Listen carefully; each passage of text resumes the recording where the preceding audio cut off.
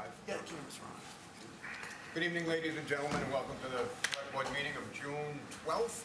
Please join us in the Pledge of Allegiance. Pledge allegiance to the flag of the United States of America, to the republic for which it stands, one nation, under God, indivisible, with liberty and justice for all. All right, thank you very much.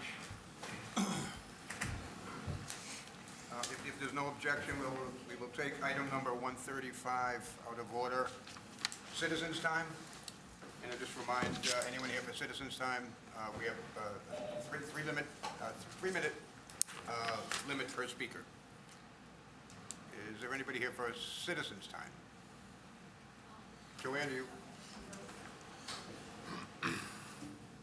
Mike, could you please ask him to sign in too, a sign-in sheet over there, Joanne?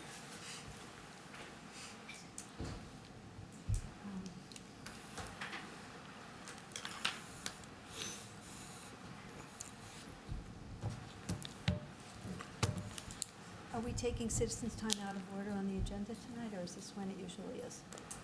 I couldn't hear you. I thought citizens' time was on the agenda for 6:25. I believe there were a couple of other people planning to speak. They're not here yet. Is that, Yeah, we could probably do some other agenda items before that if you want. if you could, What time was it scheduled for? 6:25? 25? Okay, Thank you. okay, we can do that. All right, item 130, appointments, Police Department. Chief Brown.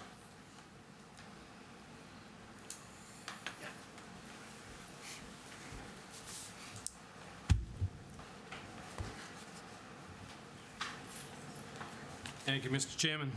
Tonight, I'm before you to request appointment of two individuals to the police department. The first one is a new dispatcher. The dispatcher that I'm presenting tonight, his name is Cody DeSilva. Cody is coming over to us from the City of Everett Police and Fire Dispatch Center, where he's been employed since basically 2016. He's coming over to fill a resignation that happened back on March 31st, where we lost dispatcher Amar Hassan to the police academy. He's becoming a full-time police officer for the town of Reading. We had approximately, second week of April, we did interviews. We had about 25 people apply. We interviewed about 6 people. The time delay has been putting Mr. DeSilva through the background and psychological and allow him his 2 weeks' notice to his current employer.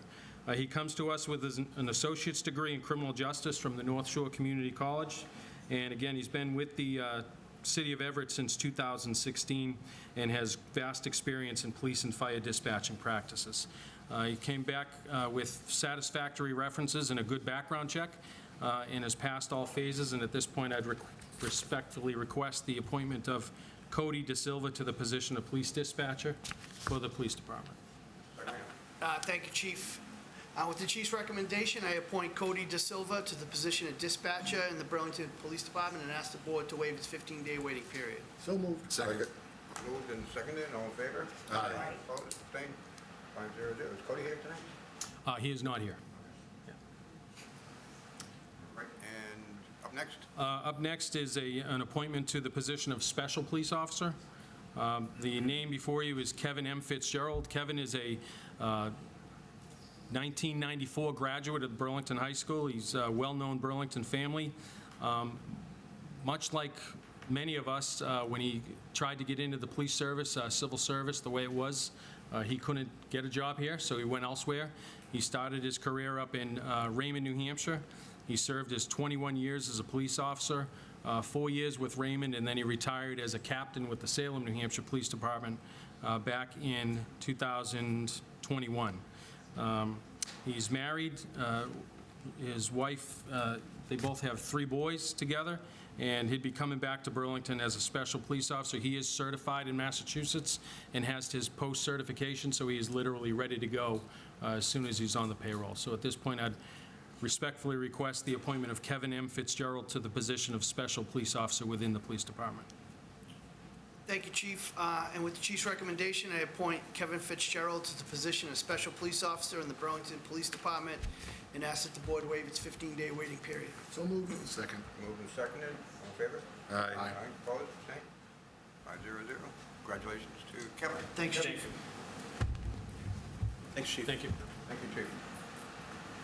Okay, item 131, acceptance approval, MWRA INI Local Financial Assistance Program. Okay, two. Okay, Brian and Gary, we get you both. Great.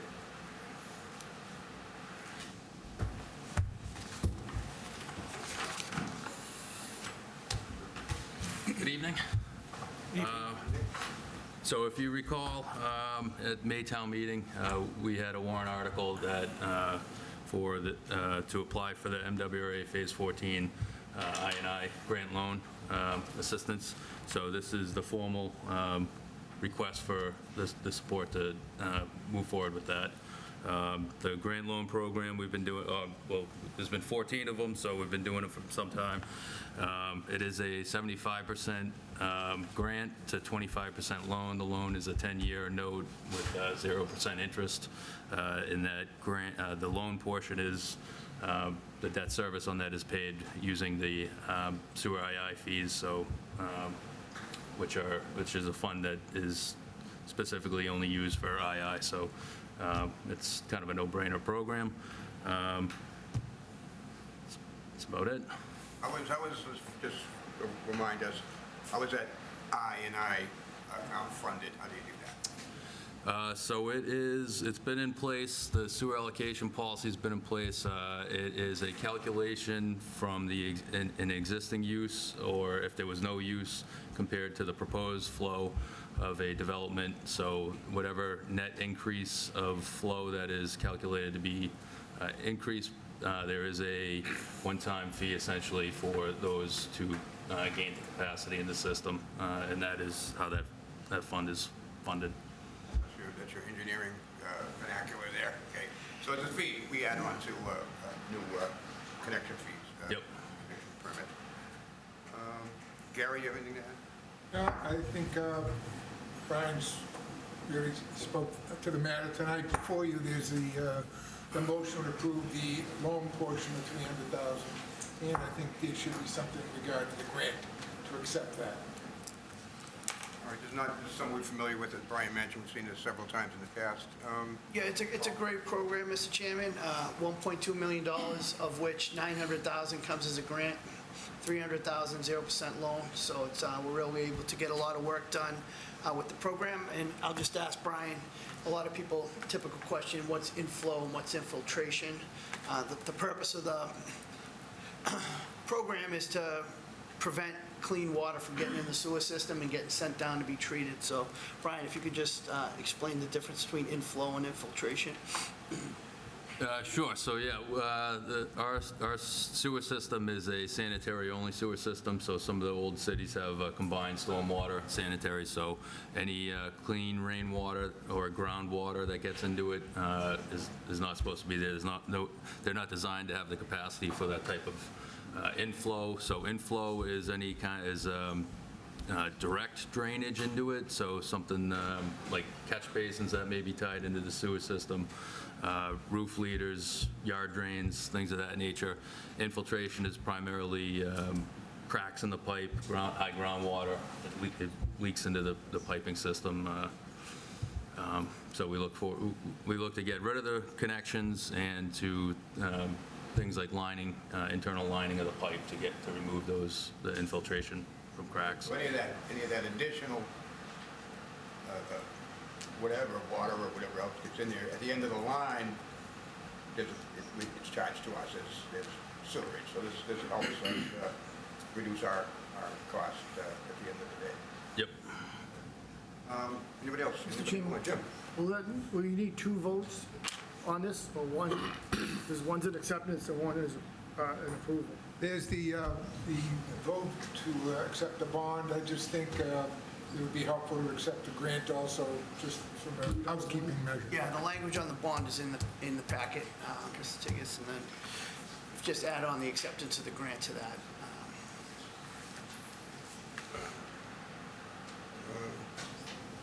Anybody else on the item? Anything? Mike, Joe, anything on that? No. Then, Mr. Tigas, I'll let you read the motion then. Okay. If you can find it, I don't find it on my backup here, but Let me find it specifically.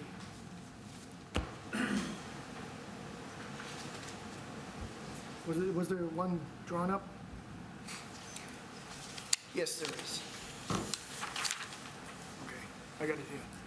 All right, I make a motion that we accept and approve the MWRA INI Local Finance Assistance Program, the issuance of the town's $300,000 soil bonds to the Massachusetts Water Resources Authority, herein also mentioned as the trust, which were authorized pursuant to General Laws, Chapter 44, Section 7-1, and a vote of the town meeting of the town passed May 8, 2023, Article 14, to pay costs of improvement to the town's sewer system infrastructure. well done. Is there a second? Second. Motion by Jim, second by Mike. Anything further, gentlemen? Being none, all in favor? Aye. Opposed, abstained, 500. Thank you, gentlemen. Thank you, Mr. Chairman. Thank you. Thank you, board. Thank you, gentlemen. Okay, Item 132, approval, license agreement, public safety telecommunications project at Kimball Court. Chief Carnegie, I see you here, come on up. And Paul, do you want to start, or just hand it right over to Chief? Sure, I just want to let the board know, once the chief will explain it to you, but it's all been reviewed and town council's been involved in the agreement since the beginning, so she signed off on it. Chief? Good evening. So this is part of the Phase 2 of the radio project. We're adding multiple sites to increase our communications, both police and fire. One of the sites is Kimball Towers. It's a privately owned business, and so we had to have a license agreement for us to put the antennas and other associated equipment on the roof and in the building. Mr. Chairman, as part of that project, there were a couple of sort of gaps in the system that were identified where the town public safety experienced poor communications, and we're hopeful that by the completion of this project, we'll have pretty much the entire town will have a really good, be able to connect with the system very well. So this is one of the gaps in the system that was identified during the presentation of the warrant article and the preparation for the communications warrant article a few years ago. I'm well familiar with the problems down there at Kimball Tower. There's a lot of steel, a lot of concrete in that building, and communication is practically nil down there. So, yeah, look forward to getting that remedied. Any other questions from the board? Just one quick question, Mr. Chairman, sorry. Is there a reason that we're doing 3 years as a contract? Like, is there a reason why we wouldn't do it longer, perhaps? I believe they're wary of having a long-term contract. Sure. Because even when we started this project, the property changed management, so it could change hands, and, you know, they may not want to have that if they're going to sell it. I think once they realize how innocuous it is, they won't be afraid of it. Sure. So, Follow-up question, if I may. Sure.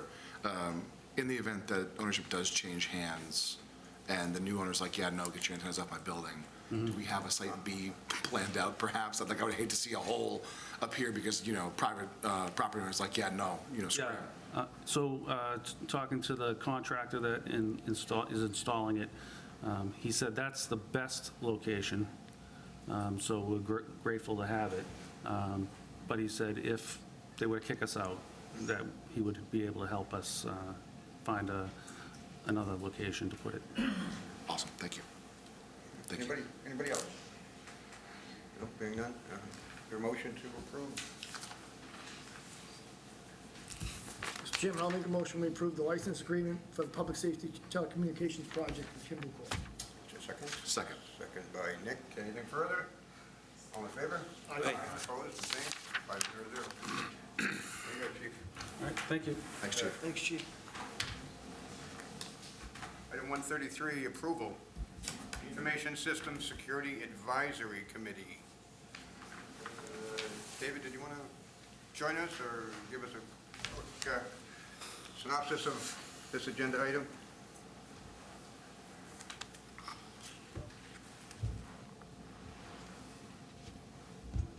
Good evening, and thank you very much. My name is David Hughes, and I'm the Vice Chair of the Information Systems Security Advisory Committee for our town. Studies confirm repeatedly that 90% of cybersecurity attacks start with human error. And experts agree that the best way to address this vulnerability is to create a culture of cybersecurity awareness. One essential element in doing this is to stress cybersecurity awareness training.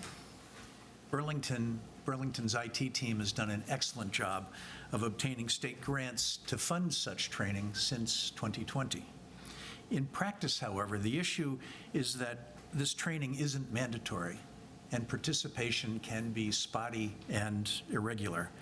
But if even a single person fails to attend the training or to absorb the content, the entire town can be exposed to financial and operational harm. In hopes of addressing this shortcoming for Burlington and for every town in Massachusetts, the ISAC has prepared a letter, as you've seen, to the chairs of the state's Joint Committee on Advanced Technology, the Internet, and Cybersecurity, recommending mandatory annual training for cybersecurity awareness for all municipal and school employees. We propose that such legislation be modeled after the Massachusetts Conflict of Interest Law, but with a more stringent annual requirement, which is essential due to the rapidly changing landscape, cybersecurity landscape, and growth in the cybersecurity criminal industry. We also recommend the incorporation of cybersecurity awareness training in middle school and high school curricula across the Commonwealth. We've reviewed our letter with the town administrator and with Representative Ken Gordon, who have both reacted favorably, and we hope to send our letter with your support, too. I'd be happy to answer any questions that you might have, but on behalf of the committee, I want to thank you for your consideration. Thank you, David. Paul, anything you want to add before I put it out there to the board? I just want to concur with David.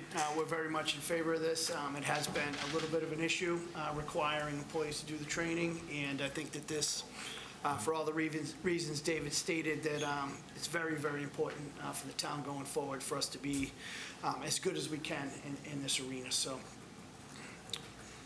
I would agree. Gentlemen, any questions? Jim? David, I couldn't agree with you more. I think this is a fantastic idea. As we talked, the state requires public employees to conduct annual ethics training and conflict of interest training, and I think having this be part of that ongoing process is it's a fantastic idea, and I think we should definitely support this. Thank you. Agenda item. Nick? Yeah, thank you, Mr. Chairman. I also agree. I mean, obviously, David, right, we've had plenty of conversation about this, and it has to extend to elected and appointed officials as well, right? Which is why having it at the state level is a great idea. Having it in conjunction with the ethics training is fantastic, right? Because that means that we're required to do it, right? And I mean, as someone who's on the computer all day, every day, answering emails, sometimes, you miss the one phishing attack, right? And that's all it takes, to your point. And not to sound like, Chicken Little, right? The sky isn't falling. It's just that this area is evolving so rapidly that once a year is the least we can be doing to maintain the ever-evolving landscape that is cybersecurity and how we interact with the internet and all things connected to it. So, you have my full support in this. I appreciate you taking the time as a committee to draft the letter, and I happily, endorse this. So, thank you. Thank you, Nick. Anybody else? Mike? Thank you, Mr. Chairman. Yeah, I just wanted to echo what some of the my colleagues have said. Appreciate all your efforts on this. Cybersecurity is very important, and you've heard some scary stories about towns being held hostage for their data. So I'm in full support of anything that helps protect us and protect our data. So thank you for your efforts. Thank you, Mr. Chairman. Yes, thank you, Mr. Chairman. what everyone said. I mean, there's really nothing to say. It's a fantastic program, done a great job. Can't thank you enough. The town is going to be in much better shape because of this, so thank you. Thank you. Hopefully it'll be adopted. It sounds like it may. That's a good chance. Is there a motion to approve item 133? So moved. So moved. Second. Seconded Mike. He said it. by, He beat me. Michael. If there's nothing further, all in favor? Aye. Opposed? Abstained? 500. Okay, David, Thank you very much. Thank you, David. David. Item 134, approval victual license for Dunkin' Donuts, transfer of 3 locations. Is anyone here from Dunkin' Donuts? Yes, I am. Come on up and introduce yourself, and you have the floor. Good evening, everybody. I'm Carla Cutter. I'm the Director of Operations for Catalano's company. I come here in front of you to request the transfer the victual license from 10 Wall Street Dunkin' Donuts, 182A Cambridge Street, and 240 Middlesex to Double Jelly Donuts, Catalano's company. Whenever you say Dunkin' Donuts, you get everyone's attention in this town. I hope so. I'm glad it's just a transfer and not a going out of business Mr. Chairman, agenda item. I believe the owner on Wilmington Road is taking over these locations. So he's asking that Yes, we are. the victuals license is In the town. be transferred over, and all the paperwork's in order, so these are ready to go. Good. Gentlemen, any questions? Quick comment. Yes. First of all, I love the name, Double Jelly Donuts, but I know it's being bought from the Weiner family, and I just Yes. want to publicly thank the Weiner family for everything they've done in this town over the decades, whether it be for the kids, adults. They were always the first to step up and donate food, gift cards, whatever you needed. And I personally want to thank, the whole Weiner family over the decades for providing that to this town. And we will keep doing the same work. That's what I was hoping you would say. And they are doing, again, we are family owned as well. We're from Tewksbury, and we've been in business for 50 years, and we love to give back. Oh, good. Glad to hear that. Anything else? Anything further? Sorry, that way. Nobody? Okay. In that case, I'll entertain a motion to approve item 134 for the transfer. Mr. Chairman, I'll make a motion to approve the transfer of license from 10 Wall Street, 182 Cambridge Street, 240 Middlesex Turnpike. Second? The second. Second by Nick. Any further? Being none, all in favor? Aye. Opposed? Abstained? 500. There you go. Thank you very much. Thank you. Thank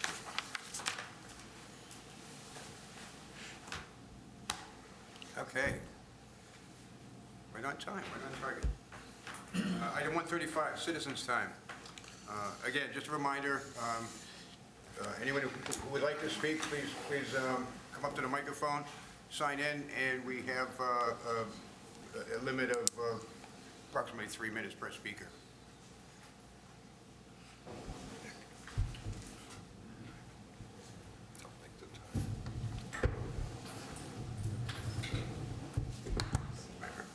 I'll keep an eye. Hi, everyone. Hi, Nancy. I'm Dr. Nancy Bonacera. I'm here today as the co-chair of the Burlington Equity Coalition. I'm also here as a parent of middle schoolers at Marshall Simons Middle School and a town meeting member in Precinct 4, as well as a member of the former DEI committee. I would like to read this statement, which you should have already received an email. This statement is regarding the events of June 2nd at the middle school. The Burlington Equity Coalition is committed to building an inclusive, equitable, and welcoming community that benefits from the diverse knowledge, cultures, talents, and contributions of all its residents. Our vision is to live in and create a community wherein all people, regardless of race, ethnicity, sexual orientation, or gender identity, religion, education, age, disability, and socioeconomic status are respected and valued. Last Friday, at Marshall Simons Middle School. Actually, it was the previous Friday, but on June 2nd. Students were invited to show their pride and wear rainbow clothing in celebration of Pride Month. On that same day, there was a counter demonstration in response to what it should have been a day to celebrate, where students wore red, white, and blue clothing, chanted, "My pronouns are USA," and destroyed rainbow decorations at the school. These displays of intolerance and homophobia are unacceptable and impact the whole community. The Burlington Equity Coalition stands in support and solidarity with the members of the school community who were harmed by these acts of intolerance. We call upon the school administration to address and provide consequences for the students who participated in the counter-protest. Well, this is an opportunity for education for the whole community and a chance to remind residents that every person is important and welcome in our town. We also believe that without any direct and concrete action, these incidents will occur again and increase in severity. In addition, we call on school administration to hire a DEI director for the district, a position which has been now unfilled for almost a year. We challenge Burlington Town leadership to take an active stand against hate under the guise of free expression. We ask the Select Board to reinstate the recently disbanded Diversity, Equity, and Inclusion Subcommittee and set an unequivocal example for all Burlington residents that our community won't accept acts of bigotry. The Burlington Equity Coalition is committed to keeping our leaders accountable and working with them to create a community that is inclusive and equitable to people of all backgrounds. Thank you. Thank you, Nancy. Thank you, Nancy.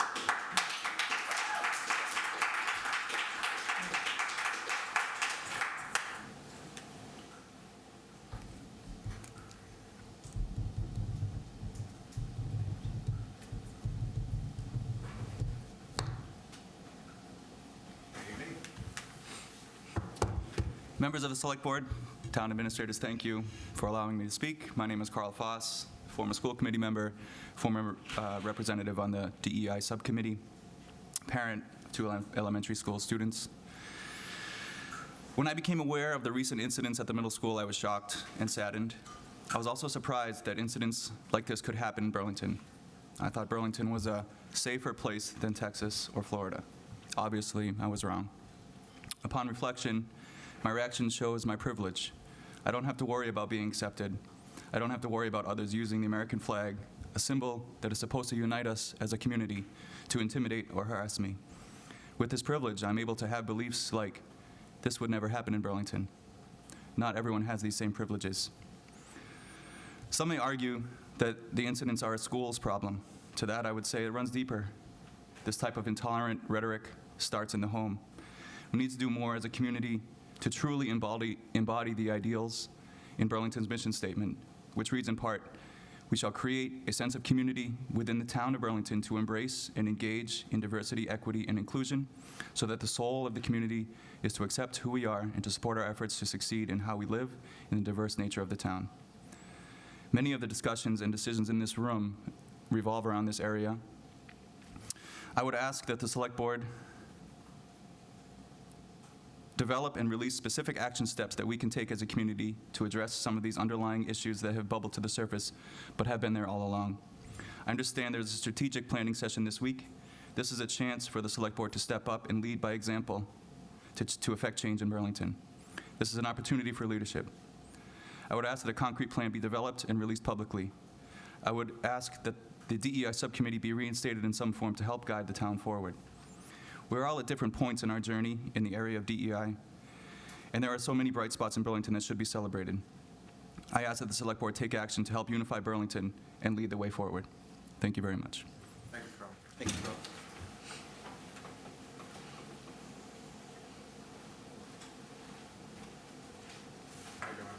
Hi, Joanne Frustacci, Town Meeting Member, Precinct 3. I just want to draw to your attention a Globe article that was published a few hours ago. Pride event at Burlington Middle School becomes Day of Intolerance as students destroy decorations. I'd like, could you enter that into the record? I just want to remind everyone and tell people who didn't know the history of this board on the issue of same-sex marriage. In 2003, this board approved the town clerk to sign on to a lawsuit that actually resulted in same-sex marriage rights and clerks being able to marry same-sex couples. That clerk was a beloved town employee for something like, 35 years, Jane Chu. Jane Chu officiated at my same-sex wedding ceremony in 2004. That is who we were.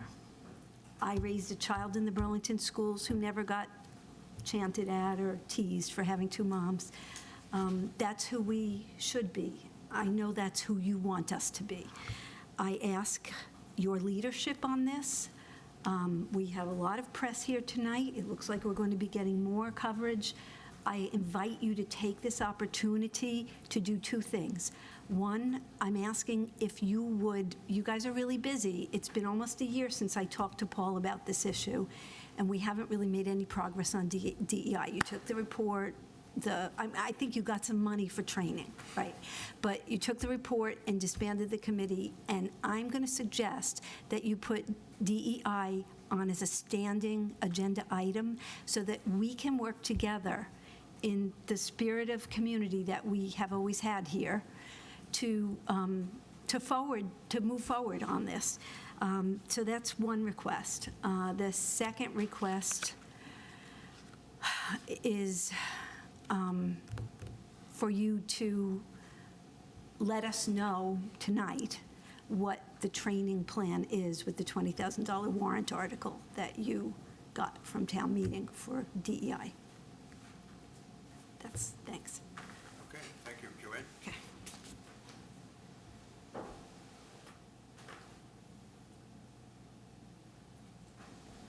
Good evening, Patricia. Hello.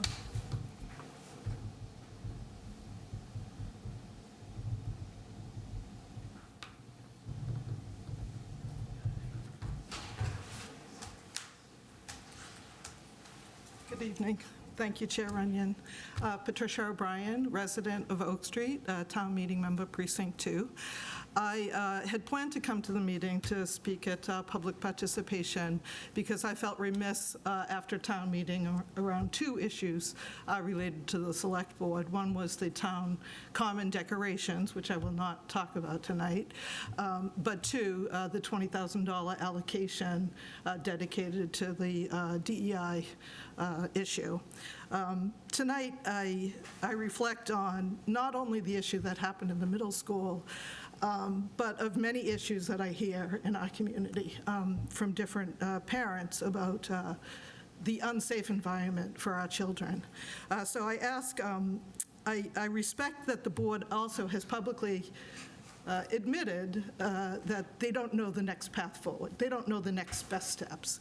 And so I would ask the board to look at the $20,000 allocation and do what you've done with other issues. You invited the Collins Center to come and talk about communication. You invite many experts in sidewalks and streets and building and sustainability issues. So I would ask this board to reflect on that and consider finding an external group to come in and help you create next best steps instead of trying to figure it out yourselves. The other thing is I would ask that you establish a standing DEI committee. I agree with Joanne on making it a standing item on your agenda until we can get through this and make some progress. And thirdly, I would ask that you provide the resources and the kind of leadership our school department needs to help move forward with filling the position. So thank you for your time. Thank you, Patricia.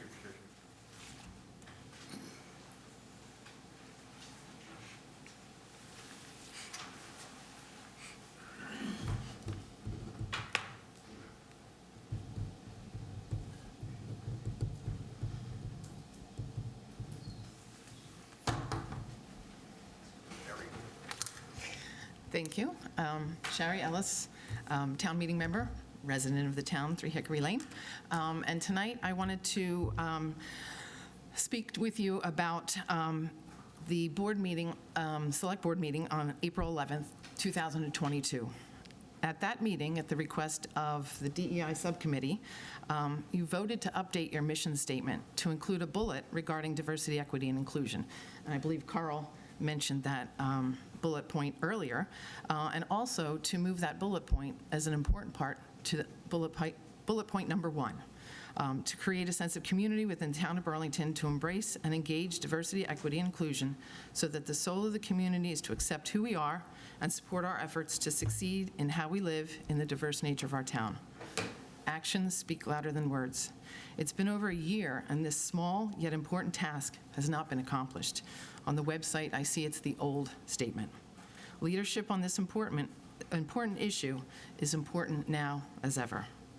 It was also mentioned that the entire mission statement would also like to be reviewed and updated, and I do not believe that that's been occurred yet either. So tonight, I'm just asking that until such time as you do a thorough review, the Select Board hold its word and update the mission statement to include what you voted. Thank you.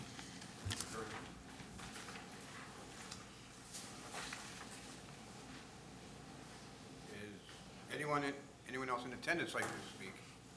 Is there anyone online? Yeah, we have one, Mr. Chairman, Ms. Bunker. Just try to unmute her. Okay, bear with us, Ms. Bunker. We're going to unmute you and give you an opportunity to speak.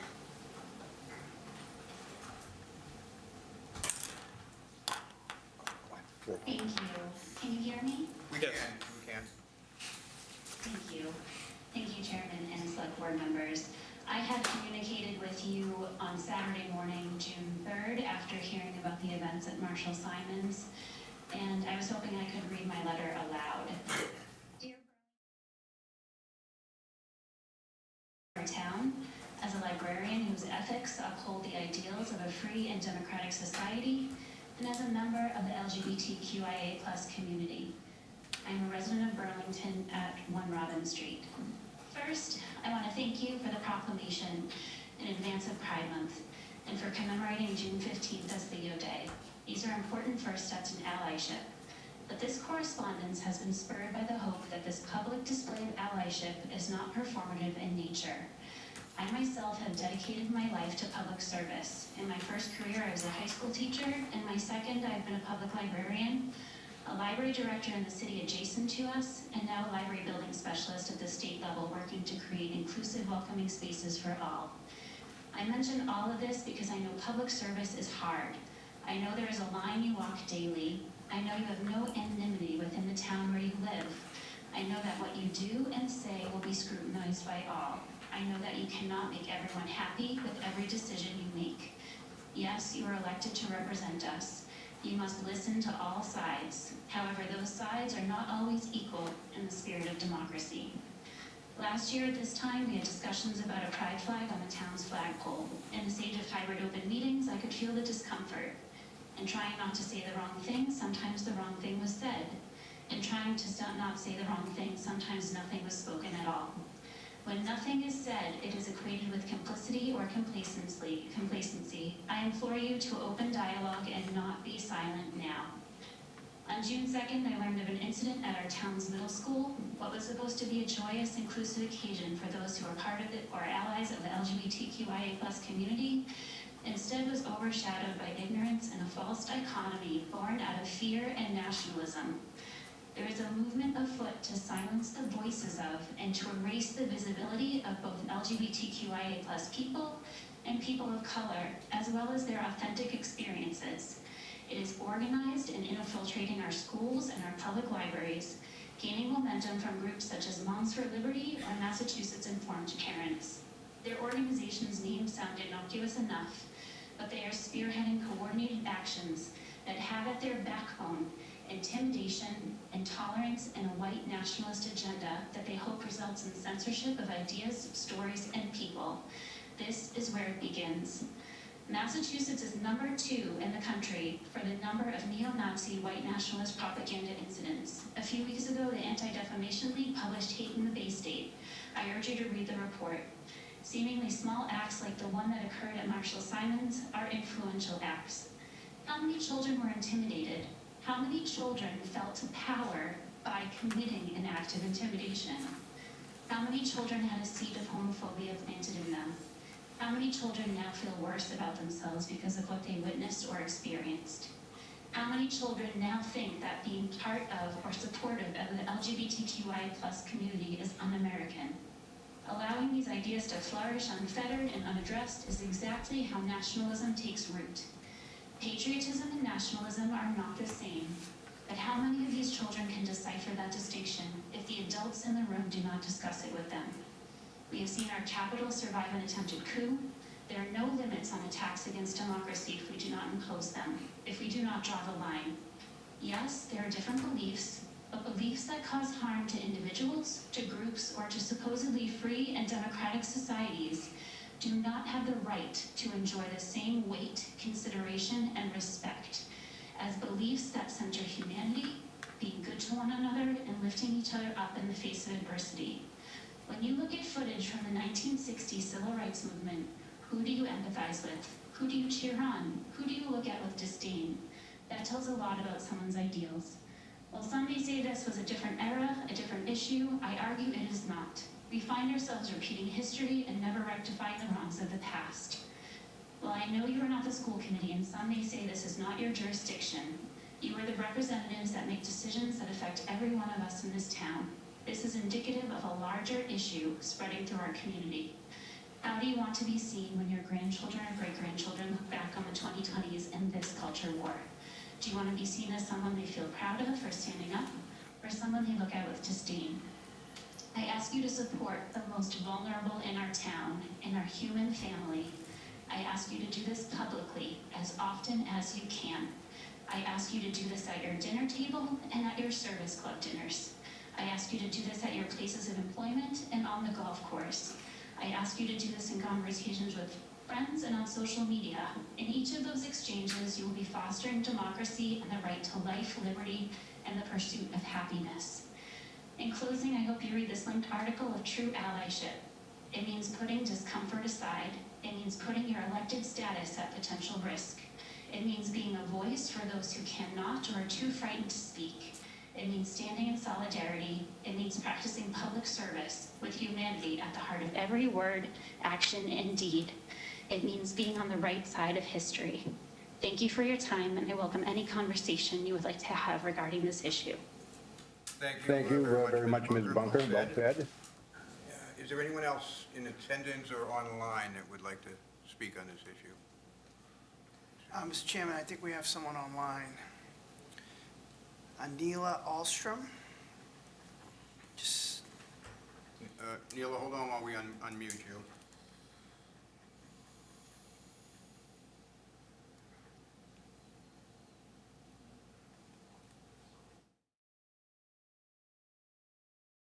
Hi, can you hear me? Yes, we can. Go ahead. Okay. It says go ahead, so I'm going to go ahead.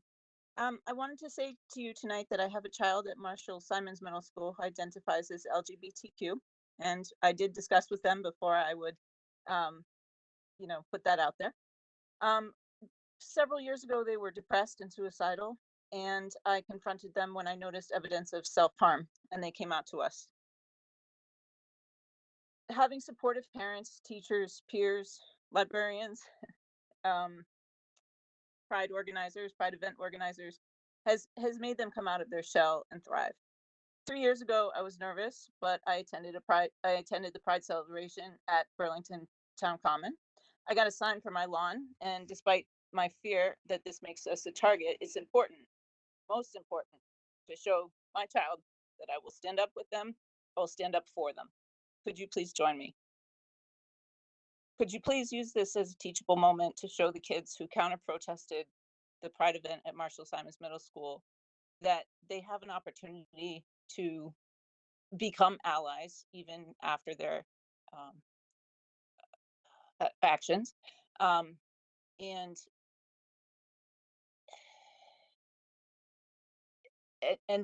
they can take responsibility for their actions and become allies in the future. That's all I wanted to say. Thank you very much. Okay, thank you for your comments, Neela. Is there anyone else in attendance or online? Well, I don't see anybody on. I don't see anyone. I want to thank you all for speaking tonight and appearing before us. It's an important issue, no doubt.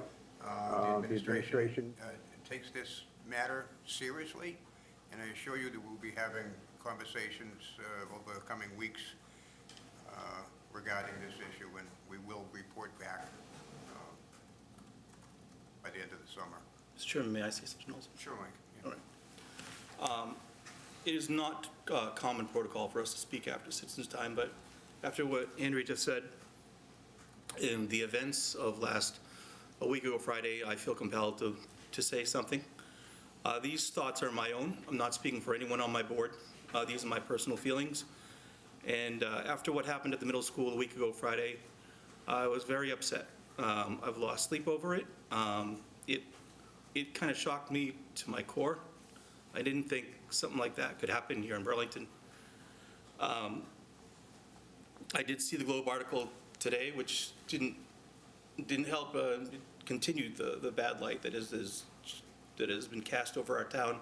And quite frankly, last weekend was supposed to be a weekend of celebration.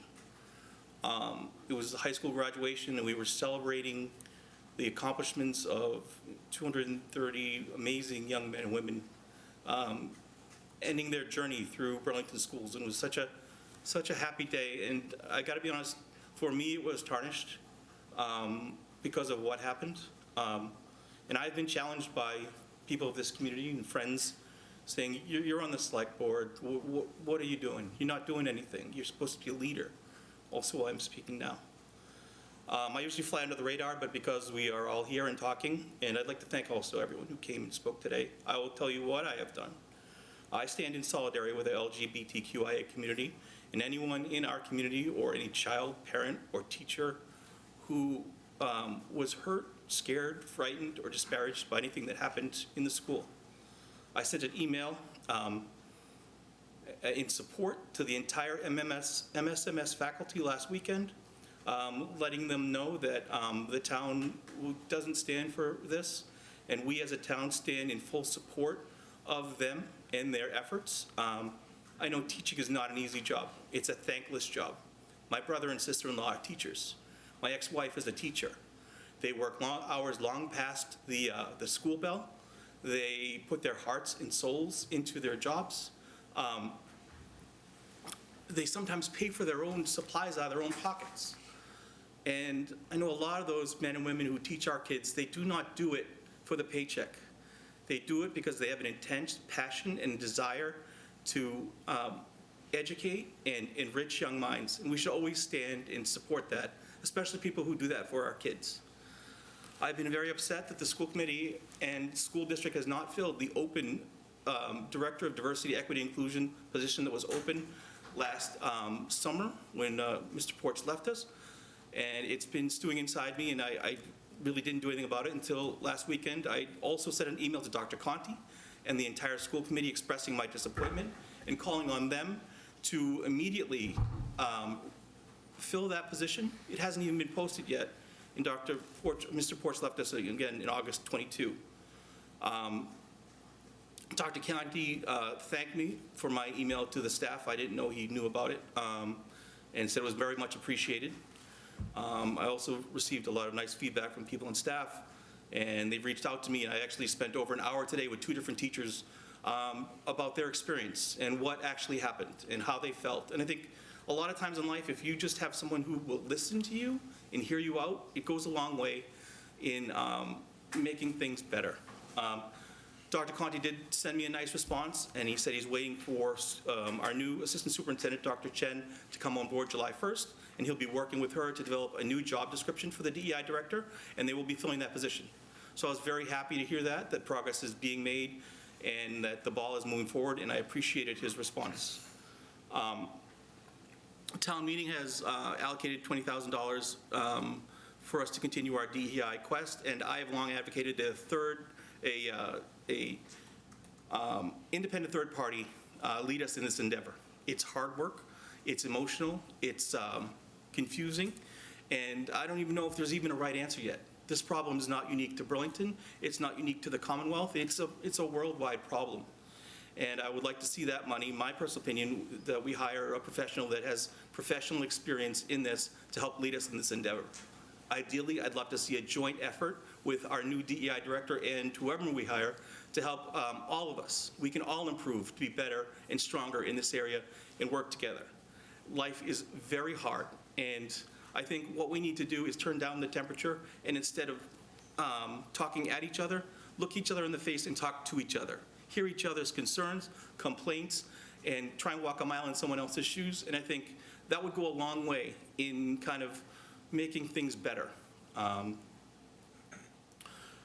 think that's all I had to say. Thank you for the time. And just everyone, please be kind to each other. And my door, email, cell phone, all listed on the town website, always open. If anyone has any constructive criticism for us or me, I am open to chat, email, text, meet you for a coffee, discuss whatever we can do to help make Burlington a better place. I'm all in. Thank you. Michael, thank you very much for your comments.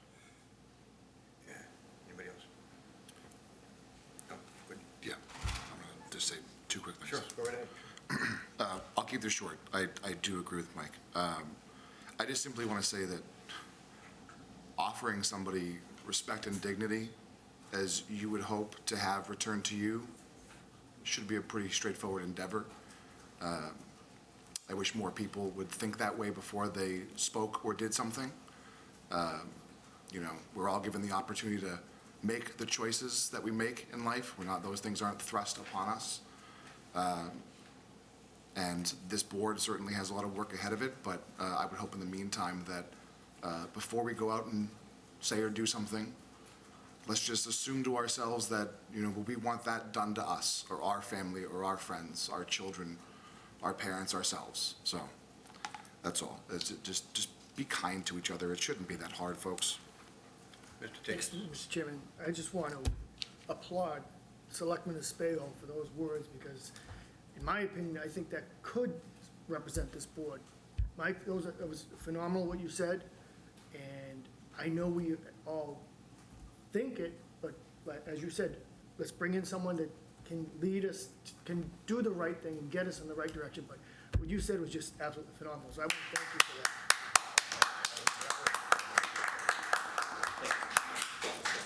Nice job, Mike. Yeah, I agree. Thank you, Jim. I do have comments. I have for the chairman's report at the end of the meeting, and I'll on this topic, and I will read them at that time. Did it? No, Thank you.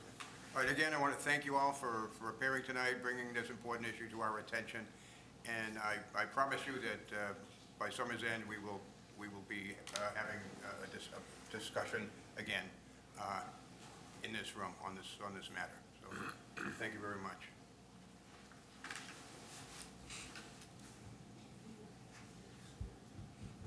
Man, I was going to give you a minute to go before we get on to the next item. Item 136 is a public hearing, grant of location for Eversource for a property located at 3 Van de Graaff Drive.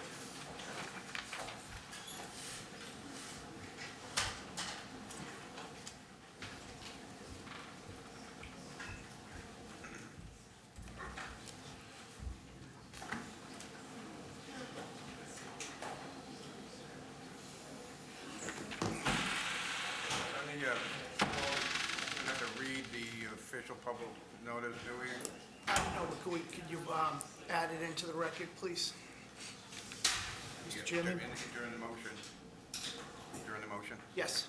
Okay. Mr. Chairman, I make a motion, we accept the public notice as written into the record of the public hearing. Okay, and that's a motion to open the public hearing, is that correct? Well, we don't have to open it anymore, you open it, but we have to accept the Thank you for clearing that up. advertisement. Okay, very good. I second that. Second. All in favor of opening the public hearing? Aye. I oppose, abstain, 5-0. Is there anybody here from Verizon? Eversource. I'm sorry, Eversource. Anybody online, Paul? Do I see a I'm hand just up? checking in, we do see one hand up, Mr. Chairman. Hi, this is Joanne Calendar from Eversource. Okay, Joanne, we got you now. Thank you. Go ahead, you have the floor. Good evening. So Eversource is seeking a grant of location to install approximately 57 feet of conduit into South Bedford Street. And this is to provide upgraded service to 3 Van de Graaff Drive in Burlington. This seems to always be something going on at that intersection down there. Gentlemen, do you have anybody questions for Joanne or anything regarding the, They did a very good job of explaining it. Yeah, I'm good with what they did. anybody down this end? Paul, do you have any, I didn't see any comments necessarily from DPW on that. There were no issues from the Public Works Department, Mr. Chairman. Okay, really interesting. Okay. Well then, is there anybody in attendance, either in the room or online, in regards to the Eversource application? I see none. Have a motion to close the public hearing? So moved. Second. All in favor of closing the public hearing? Aye. Aye. 5-0. Motion to approve the application of Eversource? Your motion?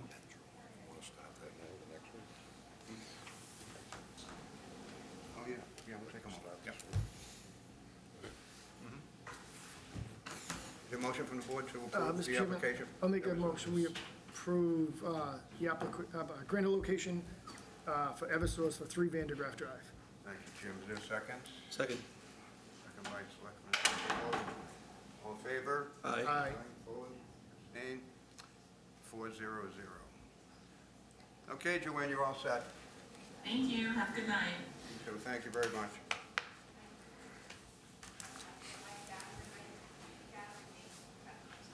Take just a moment for Joe to come back.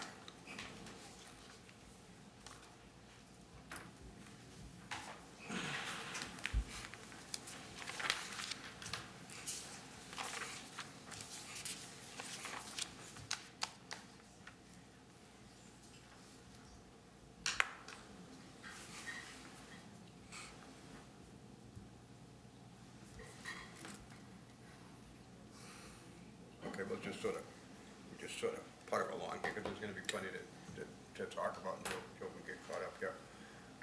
Okay, this is the continued public hearing for Windview Heights 2 item. Sorry, bear with me. Item 137.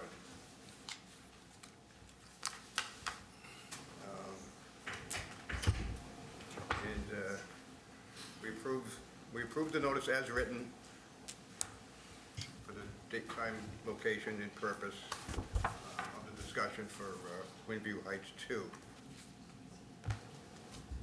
Okay, I think we're all familiar with the topic. Good evening, gentlemen. Town Council is joining us remotely as well for any questions the board may have regarding the application. What I would like to do, let me just begin by saying, we are here tonight to hear of a concept plan for 28 units of senior housing utilizing Mass General Laws 40B.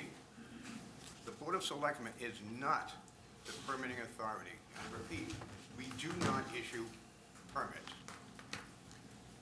We are being asked tonight to provide a letter of support based on 2 questions. 1, would 28 units of senior housing be of a benefit to the community? And 2, would the development pose a significant hardship to anyone? Provided in our backup material tonight are letters from Planning Board and Conservation, both stating opposition based on various concerns of stormwater management plans, blasting, topography, the number of trees that may need to come down, etc. These are all questions that can be thoroughly vetted during the weeks and months of public hearings before the Zoning Board of Appeals should it get that far. These are not items for the Board of Selectmen to determine or negotiate tonight. I would please ask that we do our best not to stray too far off topic. I'm going to offer Attorney Murphy an opportunity to make an opening statement before we take public comment. Thank you, Mr. Chairman. Good evening, members of the board. With me is Jack Hussey, who's the owner of 35 Mountain Road.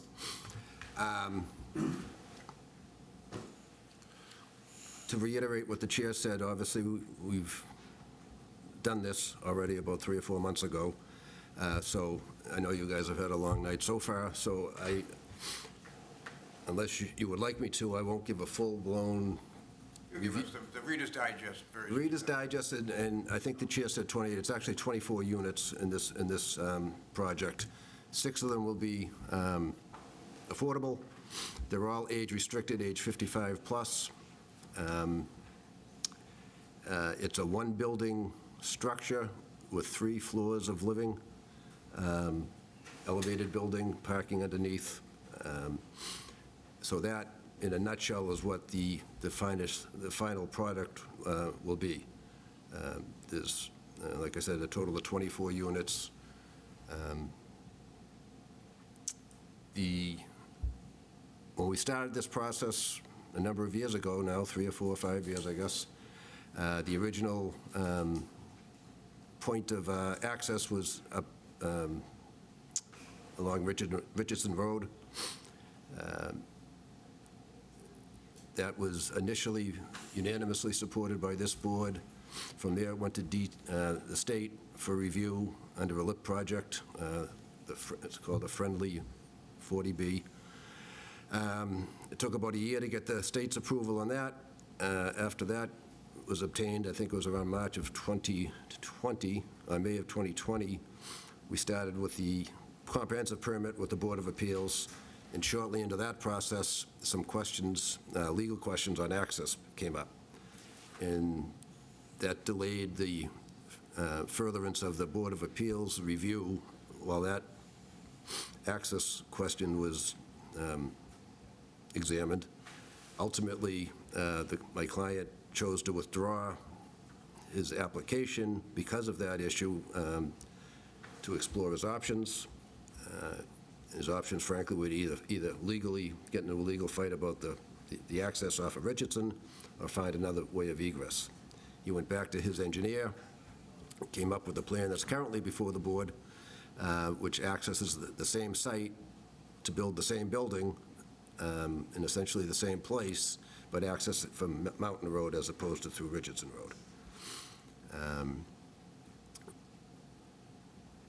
Between the first time that this board reviewed this back in 2019, I believe it was, and last November, when we started the process again, town meeting had adopted a new bylaw that required this type of discussion and ultimately the board's decision to be done through a public hearing as opposed to just a discussion with the board. So we went through the public hearing process back in December into January of this year. The board voted in their second meeting in January, I forget the exact date. There was one member not present because of work. Out of the 4 remaining members, 2 voted in favor, 1 opposed, and 1 abstained.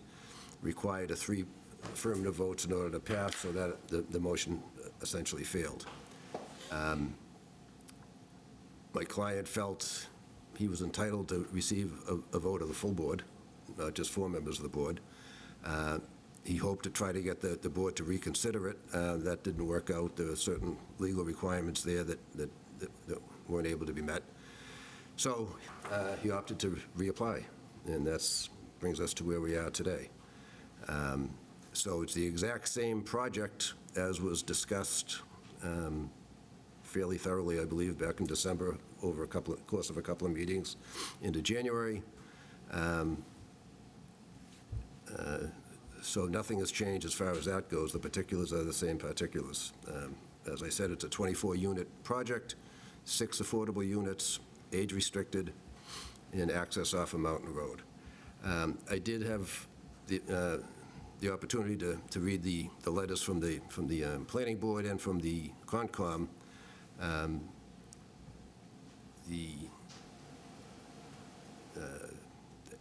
There seems to be a large amount of concern about the grade of the access road going from Mountain Road up to the project. It's an 8% grade. Just by way of comparison, that's certainly less than coming up to Richardson Road. That was like 12, I think. But Center Street from Wynn Street up to Margaret Road is a 9.1% grade. So this grade, and that's obviously a heavily traveled road, winter and summer, snow and ice and rain and sun. People walk it, people ride bikes up and down there. So I would submit that the issues with regarding the grade that were raised in I believe it was the planning board's letter, it's not an issue that can't be overcome, and it's not any worse, and it's certainly better than other streets in town that have a higher grade. There were some concerns raised about the ability of the Board of Appeals to handle this type of a project. I would note that I think it was 3 or 4 years ago, there was a comprehensive comprehensive permit with the Board of Appeals for, I think it was a 270-unit project over on Corporate Drive, which wasn't involved, just looking from afar, seemed to go through pretty good, and it's built, and people are living there. So I would suggest that if they can handle a 270-unit project, the 24-unit project should not be unduly burdensome for them. And they will still have the benefit of the various boards and departments in town who can all weigh in on their various areas of expertise. And so it's not, I would suggest it's not going to be the Board of Appeals in a vacuum sitting in a room just figuring this out. So those were the two things that kind of jumped out at me that I just wanted to address for the record. But other than that, like I said, the project is no different than what was originally discussed a couple of months ago. If there are specific questions about the particulars, I'm happy to answer them. But again, I don't want to take any more of the board's time than necessary. Okay, thank you, Tom. Attorney Mead, do you have any comment before we open it up to the public? I don't at this time, Mr. Chair. Thank you. Okay, all right, thank you. Members of the board, any questions before we open it up? Not this time. All right, then. Let's open it up to the folks in the room and as well as online. Come on up. Larry, your hand was up first. Sorry, Jack, you can be next. Chairman, could you please ask everybody to sign in to make it easier to... Sure, yeah. Yeah, when you come up to the microphone, please, if you wouldn't mind, please sign in and then state your name for the record. Can I just ask where this is going to be in terms of the horse pasture? When it's your turn, you can. Okay. Mr. Chair, members of the board, I thank you for giving me this opportunity. I'm speaking today as the chair of the Burlington Conservation Commission. The commission, as the custodians of Little Brook Conservation Area, are direct abutters to this proposed project.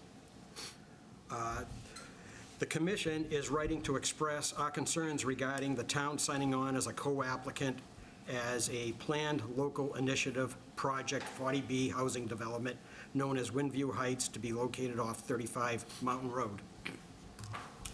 I had a conversation with the chair a short while ago, and we talked about, one thing we talked about is whether the term co-applicant was correct. And what I did was I looked at it a little bit more, and I did find that in the application instructions, it does say that the town and developer jointly submit the application, and that the application for the comprehensive permit must be signed by Mr. Sagarino. So I think that term is correct, not that it really matters. The term is correct, but it applies only to the application. The DHCD does not continue throughout the permitting process with ZBA. I understand. That may very well be. I just wanted to make sure I didn't make a grievous error on that, so I just looked it up as best I could. Okay, so the letter that's been previously submitted to the board, says that the commission's concern include the incredibly challenging topography and geology of the site and the fact that the Board of Appeals does not usually review and permit projects like this one. While it is understood that the Board of Appeals has successfully permitted many projects, it would likely engage a peer review consultant to review the stormwater and site plans. It is unlikely that a consultant would have the level of experience with the town's EPA-mandated stormwater bylaw necessary to fully regulate both construction and post-construction runoff. This particular site is currently wooded with ledge outcroppings. Clear-cutting mature trees at the top of a rocky hill may cause erosion and increased runoff and flooding of down-gradient properties. Steep grades range in elevation from 127 on Mountain Road up to excess of 200 feet at the top. Ledge underneath will make attaining required stormwater infiltration standards exceedingly difficult, if not impossible. Phosphorus removal, which is required by EPA, may be impossible without proper infiltration design. So, if the Select Board chooses to co-sponsor this project in the application, the Conservation Commission recommends 4 things. Number 1, that the Zoning Board of Appeals should obtain an independent peer review of drainage, erosion control, sedimentation control, and stormwater handling under authority of Burlington Bylaw Article 14. The Zoning Board of Appeals, number 2, should request a technical review by our conservation technical staff of stormwater handling, erosion control, water quality, and peak rate of runoff. Number 3, the Zoning Board of Appeals should solicit permit conditions from the Conservation Commission that should be included in the comprehensive permit. And finally, number 4, the Zoning Board of Appeals should require a project design that minimizes tree cutting and require this project to provide a 1-to-1 replacement for trees being taken down. Mature trees take up hundreds of gallons of water per day. That amount of water taken up can mitigate a lot of problems. Cutting large numbers of trees would significantly increase the groundwater that could flow down the slope. These trees are also crucial to stabilizing the slopes, retaining soil, and preventing severe erosion. So, and I end by saying, if you have any questions, please do not hesitate to contact us. This letter that was sent to you was voted unanimously by the Burlington Conservation Commission. Larry, thank you, and while I got you here, I want to thank you for your many years of service to the community and your passion for conservation. Thank you. Thank you. Nice to hear from you tonight. Thank you for saying that. Thank you, Larry. Mr. Kelly, you're next.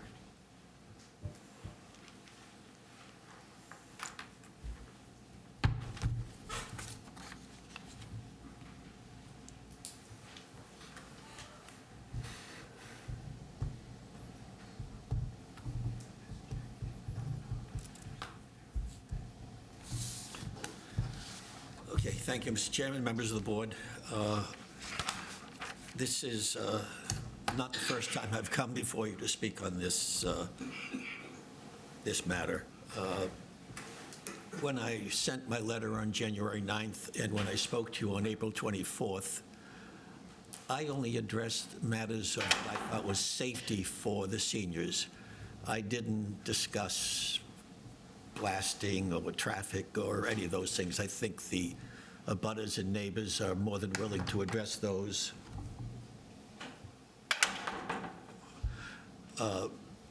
for themselves, and I think many of them here. I've done a little research since your last meeting on April 24th. You know about one of them, which I did send to Mr. Sagarino, and he copied you on what I had sent. I also let the applicant's attorney, Tom Murphy, know about it, and I did let town council know about it because it is kind of a legal matter. The one you know about was a case that went all the way to the United States Supreme Court, Kelo versus the City of New London, K-E-L-O. And for those who like the legal citation, it's 545 U.S. 469, 2005. In a nutshell, what that case amounted to is a very large pharmaceutical company wanted to build a large factory in New London that would hire, hundreds of people.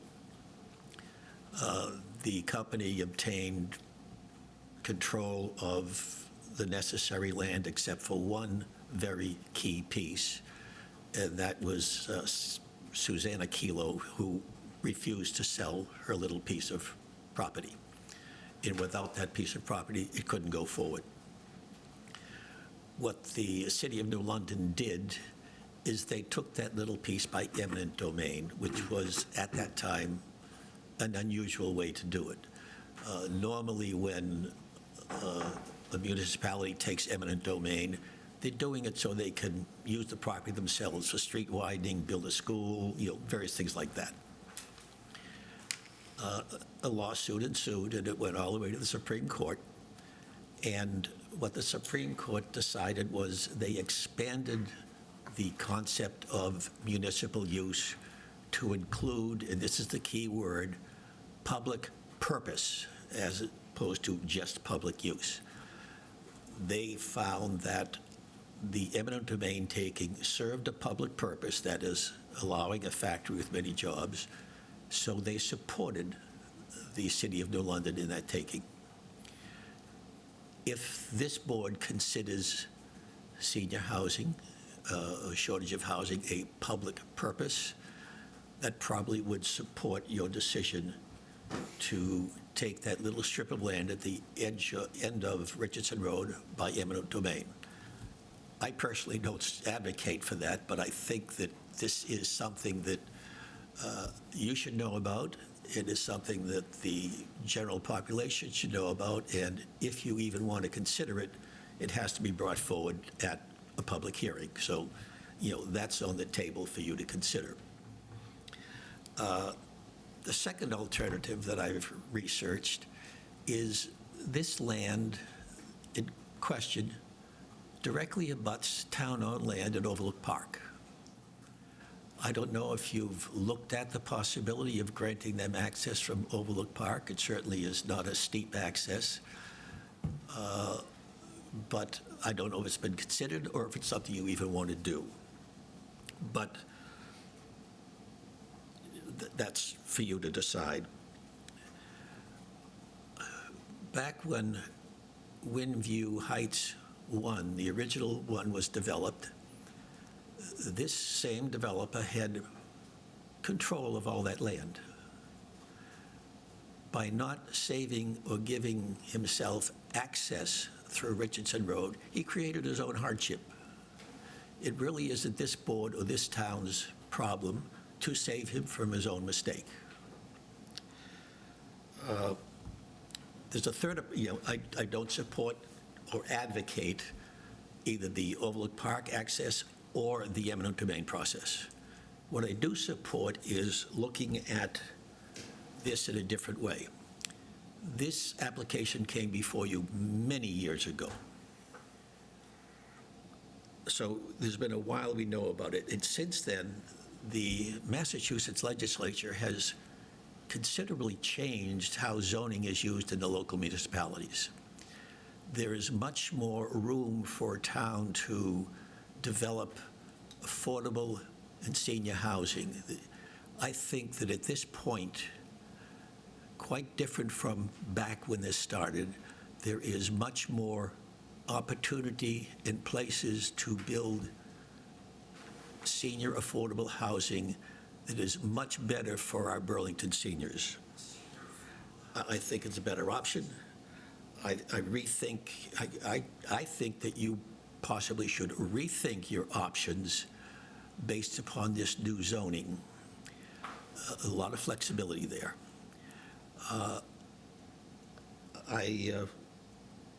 I'm open to questions if you have any of me, and happy to respond. Thank you. Jack, thank you. I don't know if you can see or not, there's a girl. And this guy had a question about where it was going to be. Oh, I'm sorry, did you have a question, sir? I got my answer. Oh, okay. I can't see you behind the screen, I'm so sorry, but come on up. Okay, we can't see me. Hi, I've been here before. Yep, I can sign in after. My name is Brett, and for the past 9 years, I've lived with my family on Mountain Road, 425 feet from this proposed site of development. As was already captured in the prior public hearings, the Burlington community has made it very clear in their extensive written and oral comments that they are vastly opposed to the Windview Heights 2 project. Moreover, you have heard this position further echoed from the Town Planning Board in their request that you do not provide a letter of support, as well as from the Conservation Committee's serious concerns.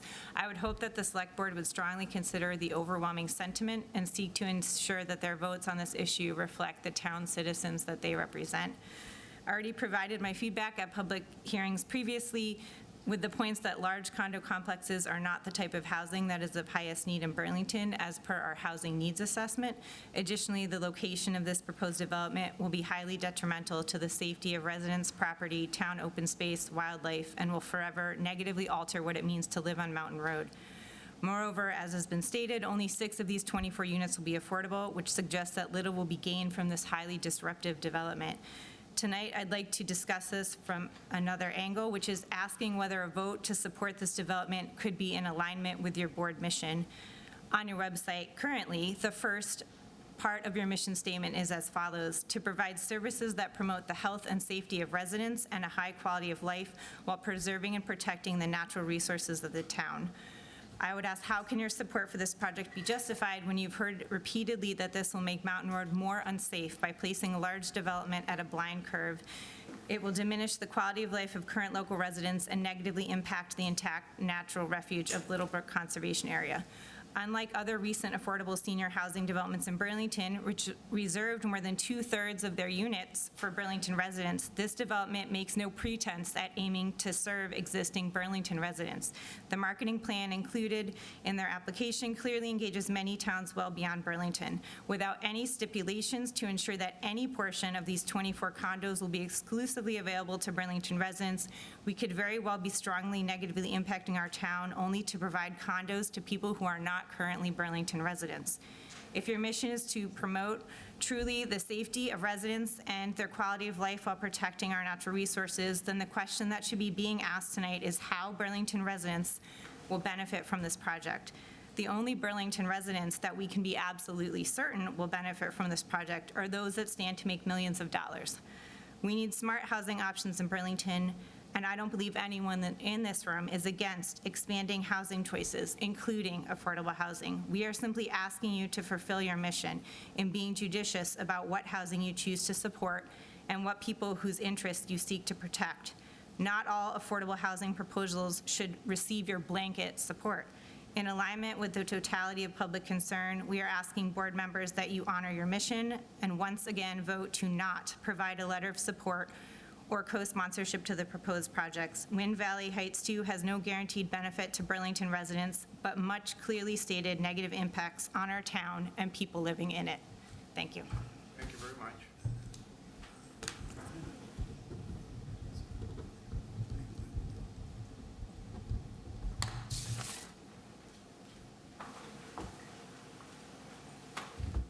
Oh, sure, come on up.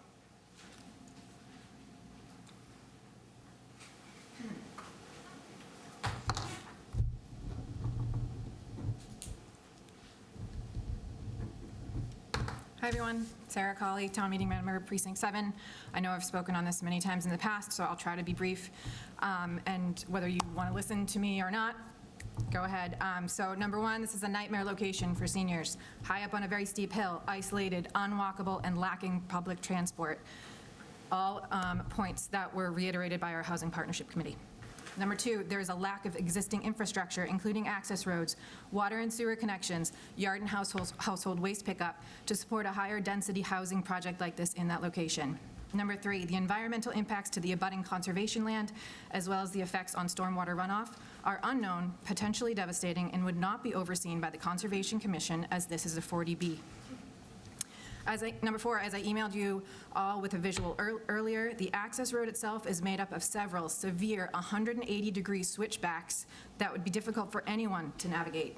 I have serious concerns about our seniors, their visitors, DPW vehicles, and emergency vehicles winding up and down these hills and curves in icy New England winters.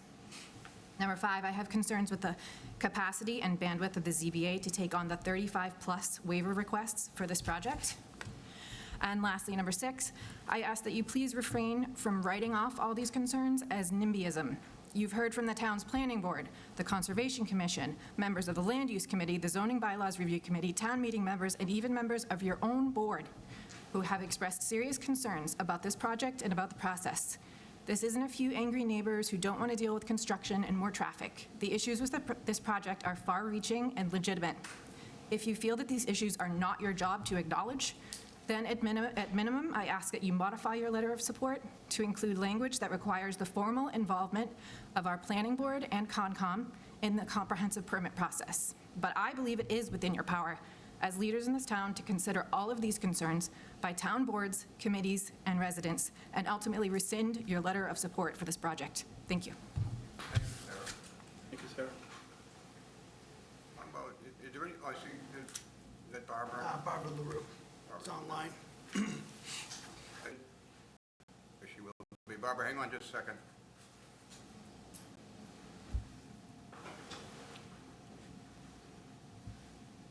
Hello, can you hear me?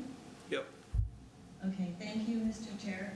And I apologize that I could not be present in person, but I appreciate being able to participate.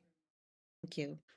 I have a number of statements that I want to make and one question, then I also would like to read into the record the letter that the planning board provided. But first I have a sort of a question that I think is sort of taking a step back and looking at this fresh. I'm confused a little bit. This was voted on previously and it failed. I understand that there was not a full board present when that vote was taken. That happens all the time. It happens all the time for select board meetings. It happens all the time in planning board meetings. Sometimes 1 or 2 members cannot be present. The vote moves forward. And if the proponent is unhappy with the outcome, we don't generally give them a do-over. Can you explain to me why in this case it's being revoted? Attorney Mead, can you respond to Barbara's question? So there's no prohibition under signing a letter of support for a LIP application to have a repeat application, unlike under Chapter 40A, repetitive petitions, Ms. LaRue, I think you're probably referring to. That's why the planning board and zoning board don't see repeat applications. Indeed, though, if somebody withdrew without prejudice, of course, they could reapply to either the zoning board or the planning board. So there's nothing prohibiting the board of selectmen under their discretion to hear this application again. Thank you. Thank you, Lisa. Thank you, Attorney Mead. I understand that. That was not my point. My point was it does not have to be revoted. It was voted on. It was decided. I do not understand why the select board has decided to reopen it now. It was a choice to reopen it. That's my point. I don't know why. So maybe the board will address that later on in their discussion, but right now they're taking public comment, I believe, not having a conversation. Okay, fine. Well, I'll move on then. So there were a few things that have been said both by board members and by Attorney Murphy that I wanted to just comment on. The first thing was that in the introduction of this item by the chair, Chair Runyon did talk about the fact that this is not the select board's decision, that they're only making a recommendation to the state. I'd like to flesh that out a little bit because I think it's important for everyone who is interested in this project to understand how important this letter that the select board gives or does not give. In effect, if the select board makes this recommendation and supports this project, the town becomes a co-applicant for all intents and purposes. And I think it is important for everyone to understand that if the select board lends its support to this application, it is almost guaranteed that the state will approve it. If the select board does not lend its support, the chances of it moving forward are drastically reduced. It is an extremely important letter because the state will weigh it very heavily in their decision. So I think it's important for everyone to recognize that. In addition, Chair Runyon at one point said that a lot of the issues that people are talking about tonight and in the letters can be hashed out during the Board of Appeals process if the project moves forward. And that is true. Many of these things will be discussed. But it's also important to understand that once it's referred back to the Board of Appeals, they can't deny it. They can try to mitigate the impacts, but they can't turn it down. And it will be very difficult to mitigate these impacts. The couple more things. Attorney Murphy did mention the previous 40B that the Board of Appeals handled very well and competently. That was a very different project. The size of the project, the number of units is not what presents the challenge. The challenge is the topography. The challenge is this location. It's not the size of the project that makes this difficult. And then one last comment I wanted to make before I read the planning board letter into the record is that I think it's one of the things people haven't talked a lot about tonight is the impacts and the danger of blasting in this area. The danger to the natural environment, but also the danger to the existing homes. If I lived there and this project were moving forward, I would be videotaping my foundation before it starts so that I would have evidence when my property was damaged. I truly believe that this presents a real danger to existing homes in this area, and I would want to protect myself if I lived there. So with your permission, I would now like to read into the record the letter that the planning board sent to the select board. Yes, go ahead, Barbara. Thank you. So my comments previous to this were made as the chairperson of the planning board, and they were my own personal comments. What I am reading now has been voted on and approved by the entire planning board and represents the opinion of all of the members of the board.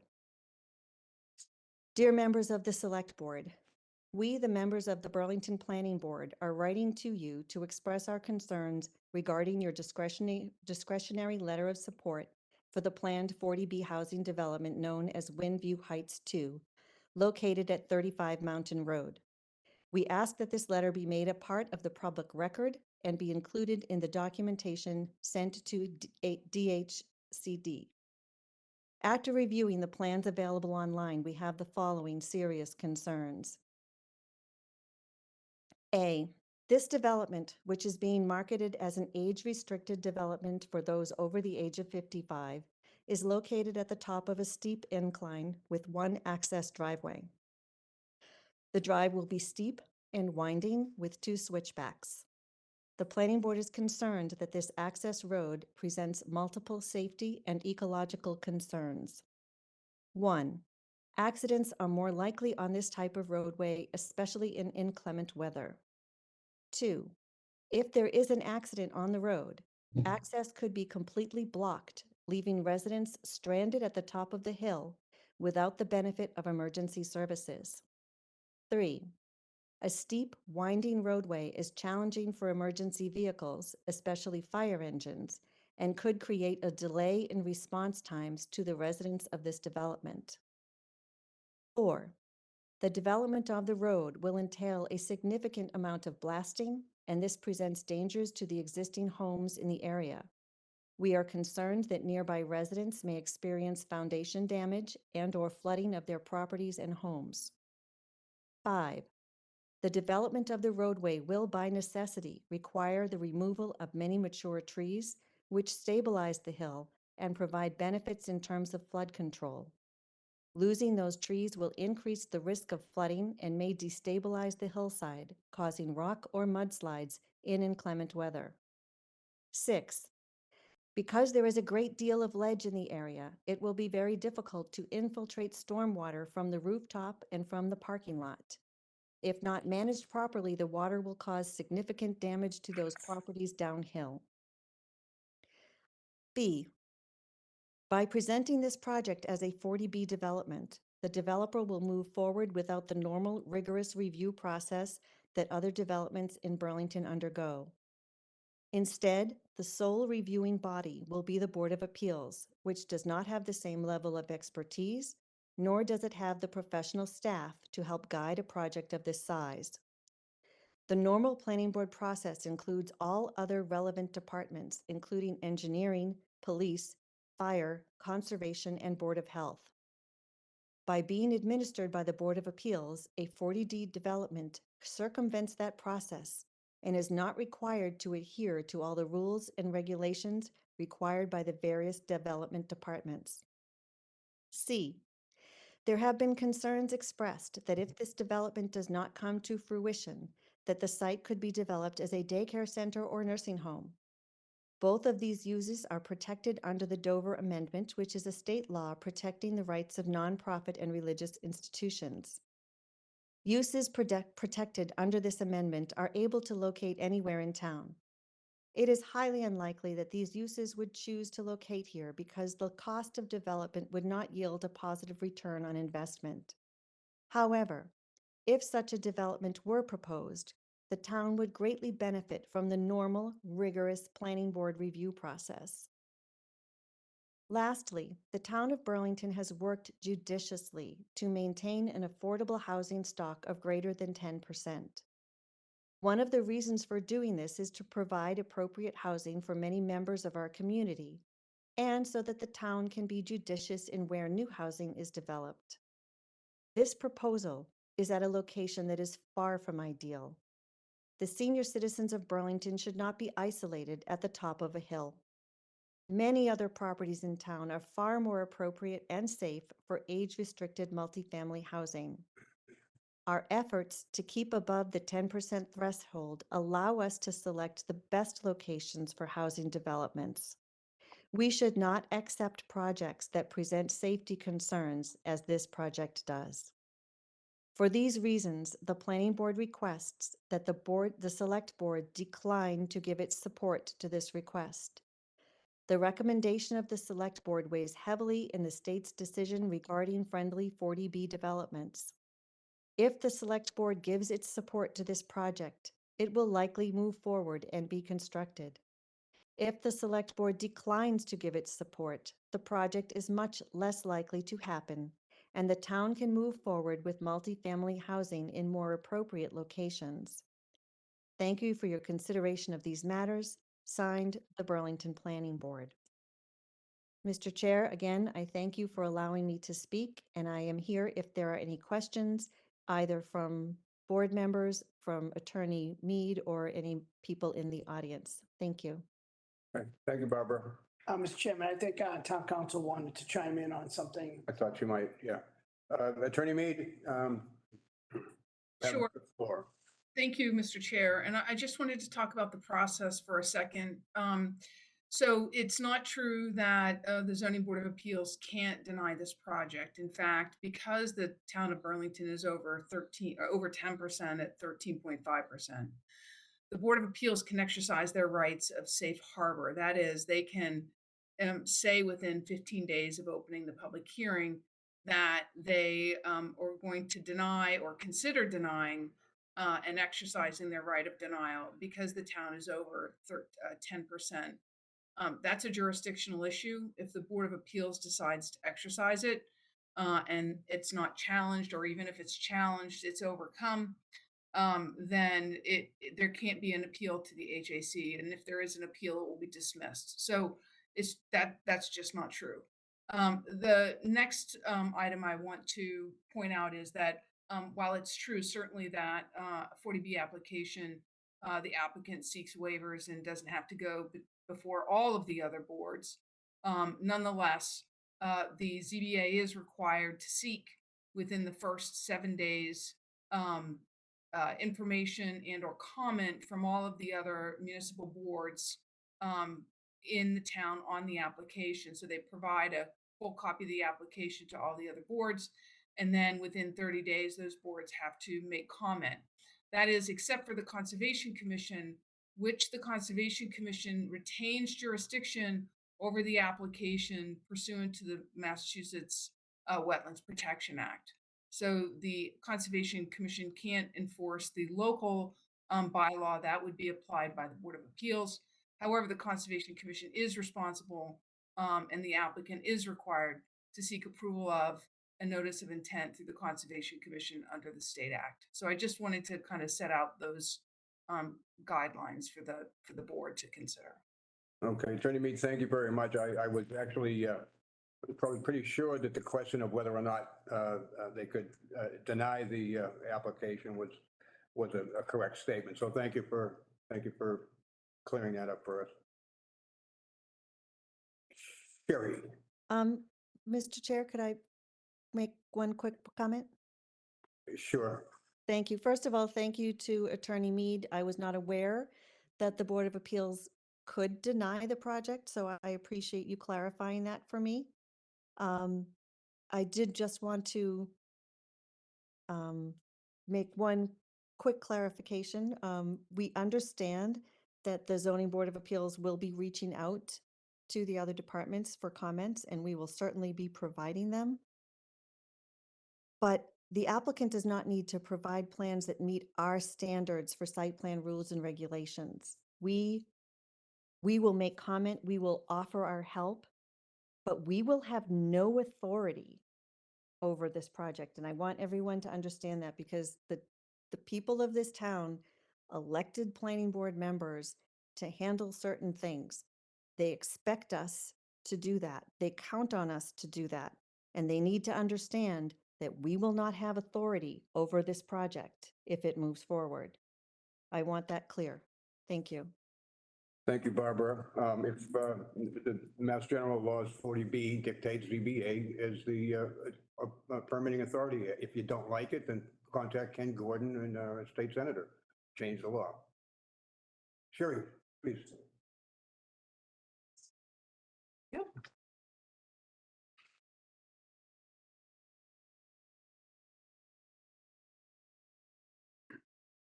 Thank you. Mr. Chair, Sherry Ellis, resident of town and town meeting member. My purpose tonight is not to speak to the actual project, but more about the process. And actually, a couple of my points that I wanted to clarify have been clarified by Attorney Mead and Barbara and Sarah about the town being a co-applicant for this project. And I wanted to make that pretty clear, that it's a letter of support, but it does go a long way. The second point that I wanted to clarify and ask a question about is should the proposal go forward to the DHCD, there's a subsidizing agency given to the project, and then that subsidizing agency provides a letter of eligibility stating that this project is eligible, and that starts a 30-day comment period. And at that point in time, there are ability to have public comments from boards, and also a site visit, from what I understand. And Attorney Mead can correct me if I'm wrong. But I want to know how that 30-day time period, the letter of eligibility, will be communicated to the boards in town, public in town, and when the site visit would happen and how that's communicated. Turn it over to Attorney Murphy or Attorney Mead to answer your question. So I can't see Tom, so I apologize if I'm interrupting. But the letter comes to the select board as the chief executive officer of the town.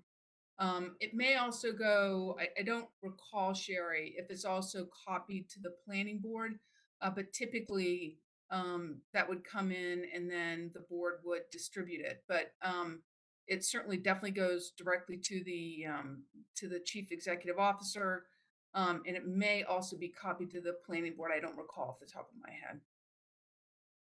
All right, well, with that, I request that when the applicant and the town receive that letter of eligibility, that it be broadcast widely on the website, letters to the, email to the abutters, the planning board, the conservation. I believe that's the process that didn't happen the last time, the first go-around on this project. So I really want to make sure that that is known, and that the 30-day comment period and a site visit can happen. So that's, I just want to correct your process there. So what happens is when the application goes in, then there is a public comment period. Right. After the public comment period happens and the state takes into consideration everything that they're going to take into consideration, then they issue the project eligibility letter, not the other way around. All right, well, that wasn't what I understood. But anyway, there's a 30-day comment period that I really want the boards in this town to be able to comment on. They can send their letters to the DHCD. Any public comments, the letters from planning and conservation, all those should be available to the DHCD when they're reviewing this project, and I think that's really important.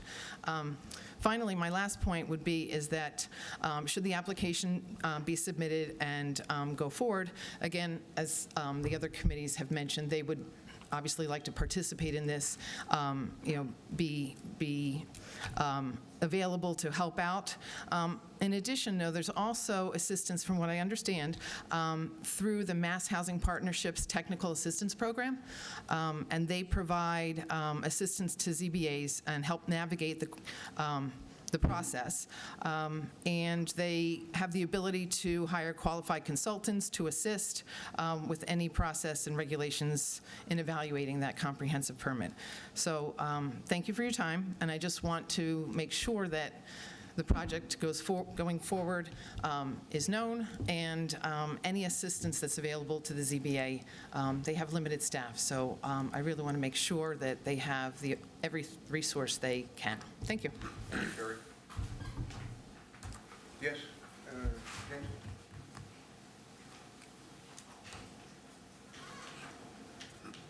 Thank you, Mr. Chair.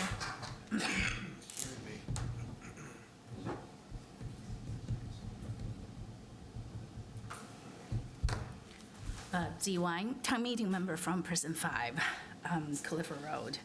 I was trying to do some pros and cons of project, just by gathering all the information. And so there are two pros. This project can definitely help Burlington with more housing, especially senior housing, affordable housing. And then second one is can increase tax revenue for the town. Then I have some cons here. Of course, everybody mentioned it's like a poor location, especially for seniors. And then it will be difficult for emergency vehicles to get up there, especially during the bad weathers. Two, potentially harmful to the nearby neighbors, possibly their foundation with all the blasting. And three, potentially harmful to the neighbors downhill with all the trees removal and then affecting, with the increase of impervious surface with all the windy road and the new building. So where all those groundwater go, it could flood residents' backyard and basement downhill. And four, it will have a negative impact to the environment. Without many trees and shades, potential cause of a heat island effect and decrease of biodiversity. So there are more cons than pros. With the fact that Burlington is over the state requirement of 10% affordable housing, I think this project is, or this 40B project is unnecessary. It has the potential to cause more damage than beneficial to the town. If we don't need this unnecessary 40B project, the developer should go before the elected planning board, the professional conservation commission, and other important departments. Like Jack mentioned earlier, if we want more senior housing and affordable housing, we can create more along the Mall Road with the Mall Road redesigning in the future. It'll be closer to the hospital, shopping center, and grocery stores. I think that will benefit senior a lot more than this location. I ask you guys not to support this project. Thank you. Great, thank you.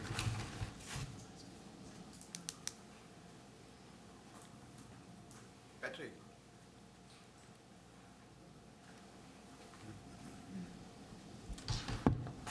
Thank you, Mr. Chairman. Betsy Hughes, Precinct 7 Town Meeting Member. And I'm speaking in my capacity as a town meeting member in this precinct where this development is going to happen. I guess what I don't understand, I mean, if this sounds like a worthy public purpose, but why here is what it comes down to. There are environmental issues, contrary to the mission as we've been told before. It's a place where putting seniors in an isolated environment is just not a good idea. There are going to be other opportunities in Burlington through the other projects, strategic projects that are going on, where we can have more senior housing, more 40B housing that will be coming. We don't need it. And I ask that you decline this on behalf of the people in my precinct who are very clear that this is not a project that should proceed. Thank you. Thank you, Betsy. Anything further?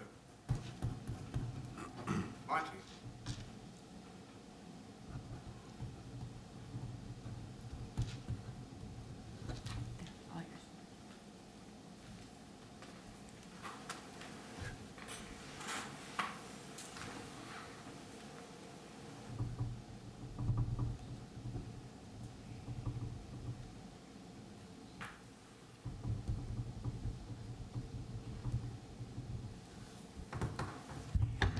Hello, my name is Monty Pearson. I'm a town meeting member in Precinct 3. I just wanted to clear up one item. There was some complaint earlier by the board at a meeting that I was not at about the very tight timeline that this public hearing process had to undergo because of an amendment to the bylaws that was approved by town meeting last year. And the reason the bylaws were amended that way is that the legislation governing the 40B process mandates that rapid a public hearing process, and the town would be in violation of the procedures of 40B if it did not rapidly go through the public hearing process. Not quite so close to the microphone. I think you're caught in a little bit of that. Is that what am I creating this? Oh, boy. And so the bylaw was set up so that we did not violate the statute. If we violated the statute by not having the public hearing process in 30 days, then the whole process could be taken by the developer directly to the state, and the town would be completely cut out of the approval process. So that is why the bylaw has those tight requirements. So the rest of my statement is somewhat directed at the people who are watching on TV as well as the select board here. This is a frightening process because it is a typical camel's nose under the tent kind of process. As you can see by the letters from the Conservation Commission and the Planning Board, the usual process by which a housing development gets looked at and approved in town has been bypassed because clearly the Conservation Department and the Planning Board would have real reservations about approving this project. It also is something that the residents of the town and that area clearly don't want. And certainly it requires taking the zoning of a single-family zoning area and changing it to multifamily zoning, okay? And what that means is that town meeting would never have approved this project either. So all of the bodies that are normally involved in housing project approvals are being bypassed by using this 40B process. And what that means is that we're establishing a precedence that any developer in town can find 3 acres in any residential neighborhood and come to the Board of Selectmen and ask them to allow them to bypass the normal approval process and put in a big 24-unit development. And the only judge and jury in that kind of situation will be the Zoning Board of Appeals. And I would submit to members of the Burlington community that this is not a good idea. This is not a good way to put in housing. It's not a process that ought to be filled. And the selectmen could easily just say, no way, we don't want to do this. But instead, at least 3 and maybe 4 members of this committee are going to go ahead and put that through.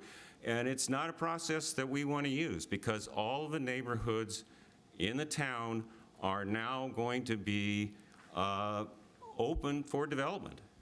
Do you have 3 acres in your neighborhood that might be suitable for a 24-unit building? It could go, because it could be bypassed now. So this process that you're watching tonight is a very dangerous process, because it sets a precedent for things happening that are really not a great idea. Thank you, Monty. Yes, in the back. Oh, Patricia, I didn't.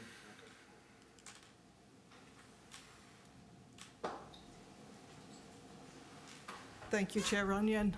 First, I just want to say that I'm always very impressed with all of my fellow residents who know all of the rules and the processes and the ways in which we really need to think about how we operate in our community. So thank you to all of my fellow residents and to the board members also. I also want to elevate something one of my fellow residents said about your leadership and your opportunity to be really judicious when you think about this, the matter in front of you. I would ask you to not submit a letter of support for this for a couple of reasons. In January, I did send a letter and outlined bullet point by bullet point why I thought it was not beneficial to the community. I can't find the letter right now, so I can't reiterate those points right now. But I was also before the board about a parcel on Wellesley Ave, and I had requested a pause on the auction for that property because it was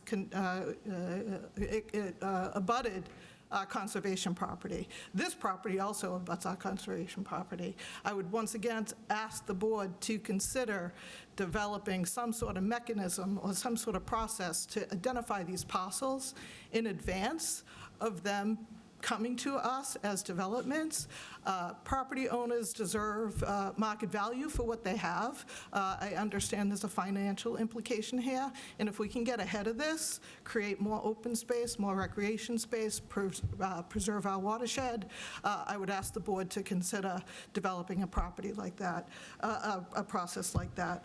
Finally, I went to the neighborhood yesterday, and I ran into one of the people who live along the road there. And it was a beautiful, meticulously maintained home. The daughter was weeding the garden for them. It's a 90-year-old couple. They're so concerned about what is going to happen. They feel like they just got over the fact that their foundation cracked and that water came in and that it created mold. They had to cut half of the basement. And they believe that it's mitigated one of the person's health, and he's suffering from cancer at this point.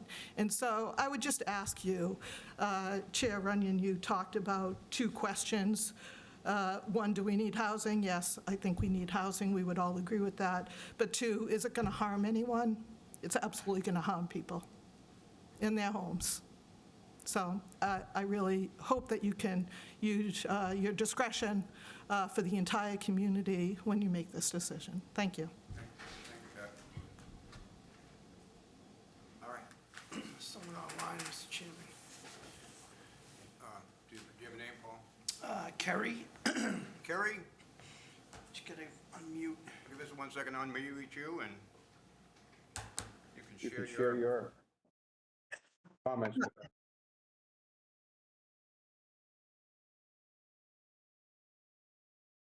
You there, Kerry? Yep, can you hear me? Yeah.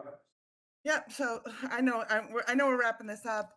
My name's Carrie Riley. I am a town meeting member, newly elected. Actually, this WinView project got me into politics, and that's why I'm on town meeting. I am so disheartened that something so hotly contested is now back here from January. The vote was forced that night. It was a snowy night. There was pressure to get it kind of slid past and voted on, and it didn't come out that way. So here we are again, saying the same things. Tons of people saying it's not a good idea. I just want to say that this is why Dr. Seuss wrote the Lorax. Greed causing human destruction at the cost of the environment. Mountain Road is a mountain. It's not my backyard. It's a mountain, and there's animals and wildlife and trees, and we pretend that we care about conservation. There's no more resources left because of Mr. Murphy's the person he represents because got rich off of this town, off the big lots, and That's not now necessary, Carrie. Please. it's okay. But it's sliding this in now under the guise of a 40B, sliding it through and we're all just going to sit here and have to deal with it. It's not what the will of the people want. It's not what the Conservation Committee wants. The Housing Committee has reservations. It's not what the Planning Board wants. Nobody wants it, but 4 out of 5 people are going to vote for it. So I'm just here to say that I think that's wrong. Eyes are on the select executive board of this town from now on, and I'm going to make sure that the will of the people is always heard and listened to. That's it. Thank you. Okay, thank you, Carrie.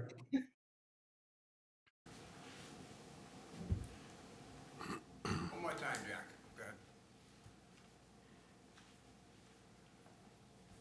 Just a quick comment. Attorney Murphy tried to justify the steep driveway up the mountain by saying Center Street has a 9.5% grade, and previously said Harriet Ave by Sullivan's has a grade higher than 8%. I don't think past mistakes justify future mistakes. And one major difference between Harriet Ave and Center Street is they don't have sharp drop-offs to the side. When you serpentine a road up the side of a hill, it's going to have drop-offs to the outside of that road. That presents a danger, and that's one of the reasons I consider that driveway a very dangerous operation. I think that alone is a risk to our senior citizens, and I would hope that you agree and reject the idea of a letter of support. Thank you. Okay, thank you, Jack.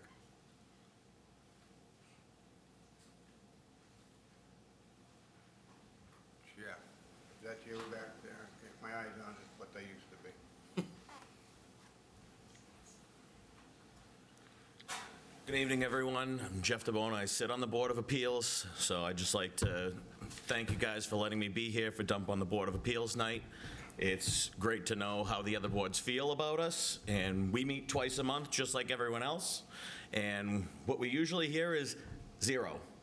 It's funny how a hot-button issue comes up in town, and then everyone wants to speak. So you're free to reach out to us anytime, as well as anyone else. We have emails, we have phone numbers listed, and that's all I got to say. Thank you. Thank you, Jeff. Jack, I already heard you, Jack. Violate open meeting laws, what he just suggested. Yes, sir, in the back.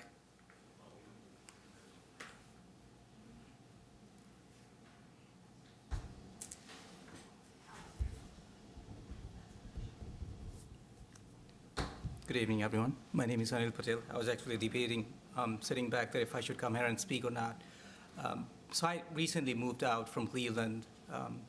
I stayed in Mountain Road with a friend of mine. I have a job in Lexington. I lived there about maybe 8 months, and I bought a property in Mountain Road itself 2 weeks back. So that property is across the street from 35 Mountain Road. And I did not know about this project at all up until yesterday evening while I was taking a stroll on Mountain Road, and I came across a street sign, and that is how I ended up over here. So bear with me, I don't have a lot of information about the project itself, other than I did spend maybe an hour or two at work trying to figure out what's going on. So yeah, I came up with an open mind, just wanted to understand what's going on, and hearing all the residents from Mountain Road But it feels like, again, my fiance lives in New York City.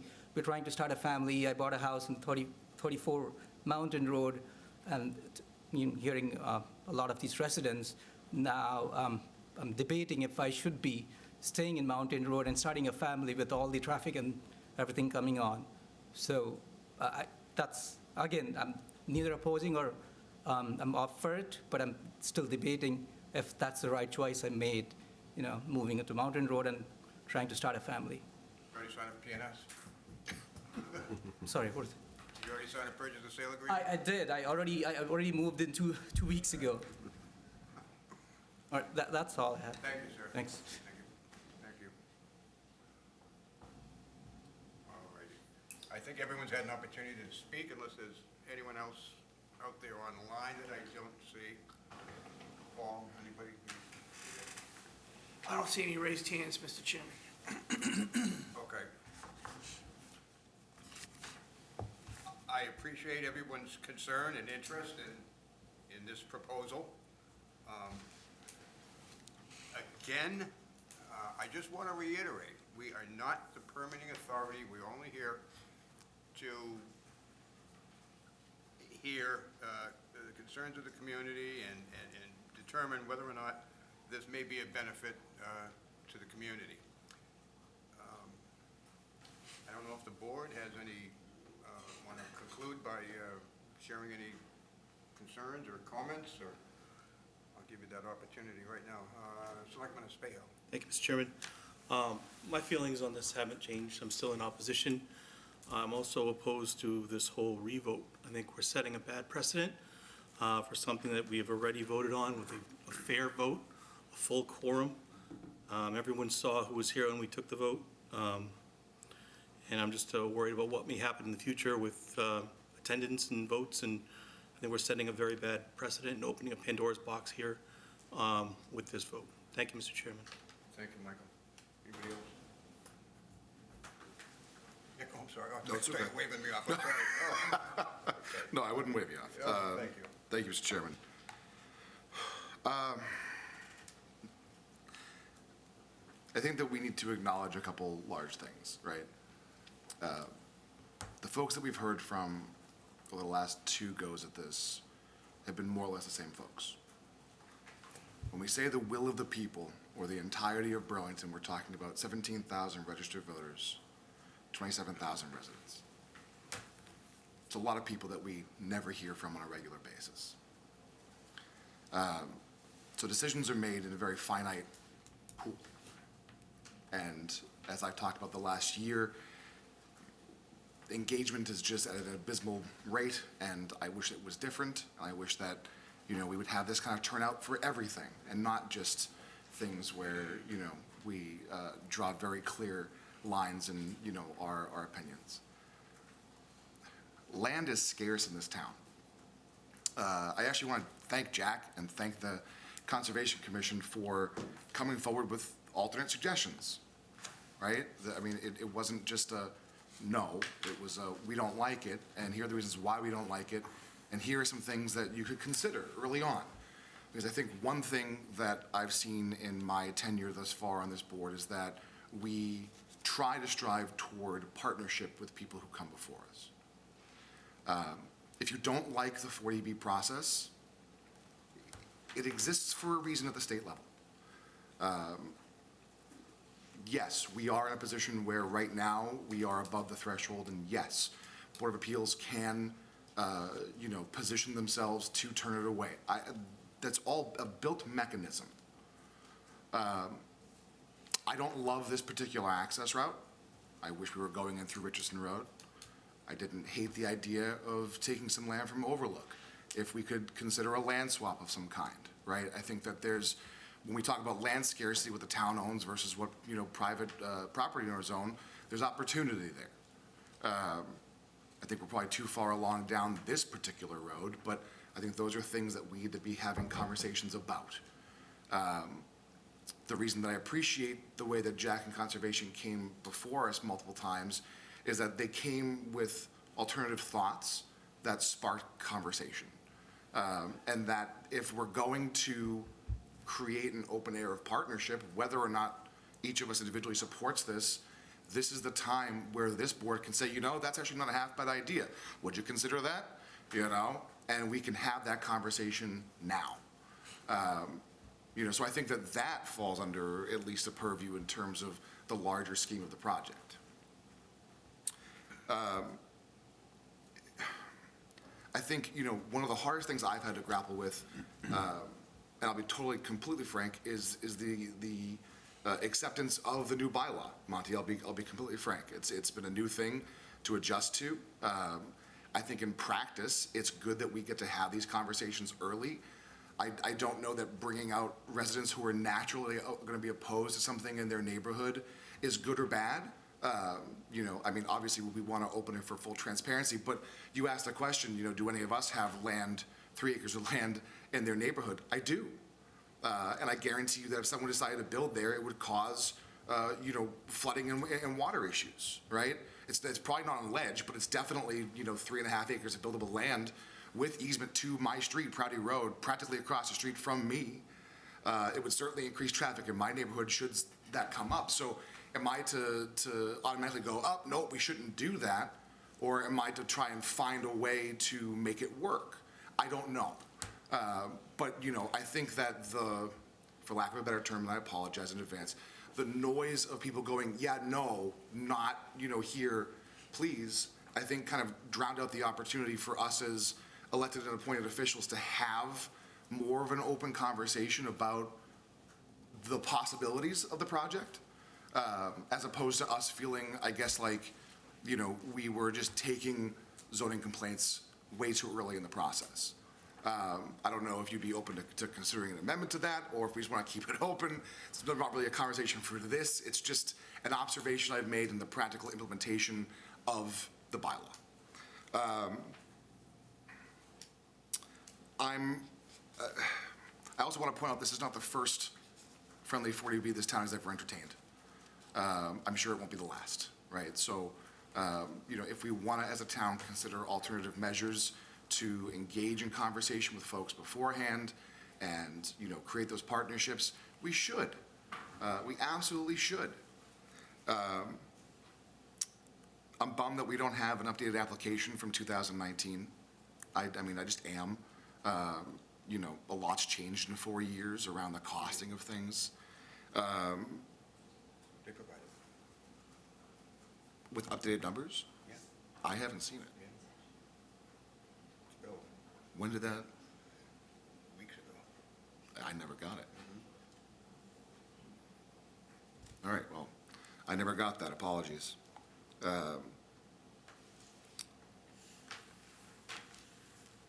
Apologies. Didn't mean to throw you off. Yeah, no, it's all right. No, honestly, Game there, but yeah, no, I never got it, so I mean, I've been operating under the pretense that we never got it. So that's my mistake, Tom, apologies. You know, I think that,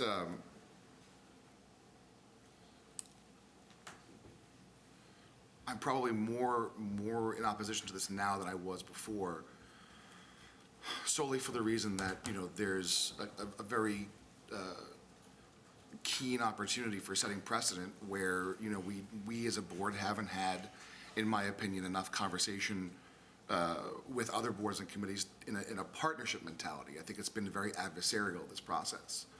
And so I can't, in good conscience, promote it, knowing that it'll set a precedent for what could come down the road. So unfortunately, I will be a no vote tonight. Thank you, Mr. Chairman. We won't be voting tonight, but anyway, okay, well, let me conclude with this, that, you know, we've got two recently completed documents, Planning Board's own master plan and the recently completed housing needs assessment. Both documents come to the same conclusion. Middle housing, smaller density housing is desperately needed in Burlington for our seniors, not these multi-unit high-rise facilities. This fits that bill quite nicely. We may not love the location. We may not like the idea that, you know, there's a lot of hypotheticals, whether someone's car is going to go off the edge of the road or you know, water is going to cause damage to the neighbors' homes and things like that. You know, we've got a 4-year waiting list right now over at Birchcrest.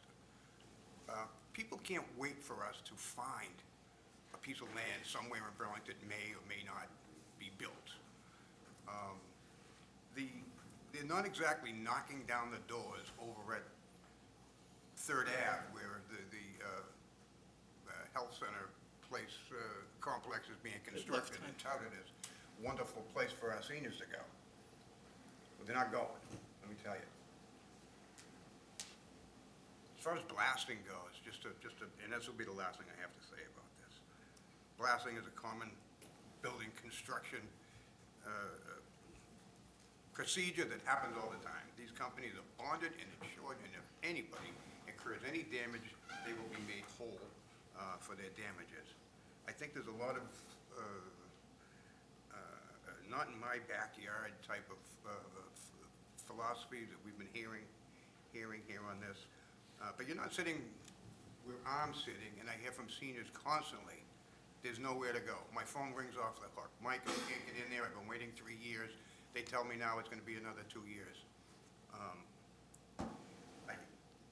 I think that's all I need to say on this. And I would ask the board at this time to consider closing the public hearing.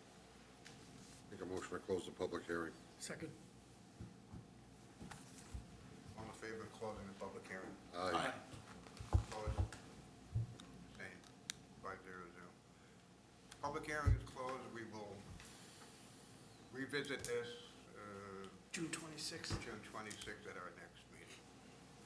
So I thank you all for your interest. Can I say something beforehand? Sure. Public's closed, but we can still speak, right? Yes, no? yeah. Yes. So there's a bunch of things that were said tonight, positives and negatives about this project. I did like what Larry Cohen had to say. I'd like to get a letter or what he actually said for the erosion and as far as Compton goes, to actually, I don't remember all of it because there was so much said tonight. I agree with Mike on a lot of things. I agree with both parties, both sides.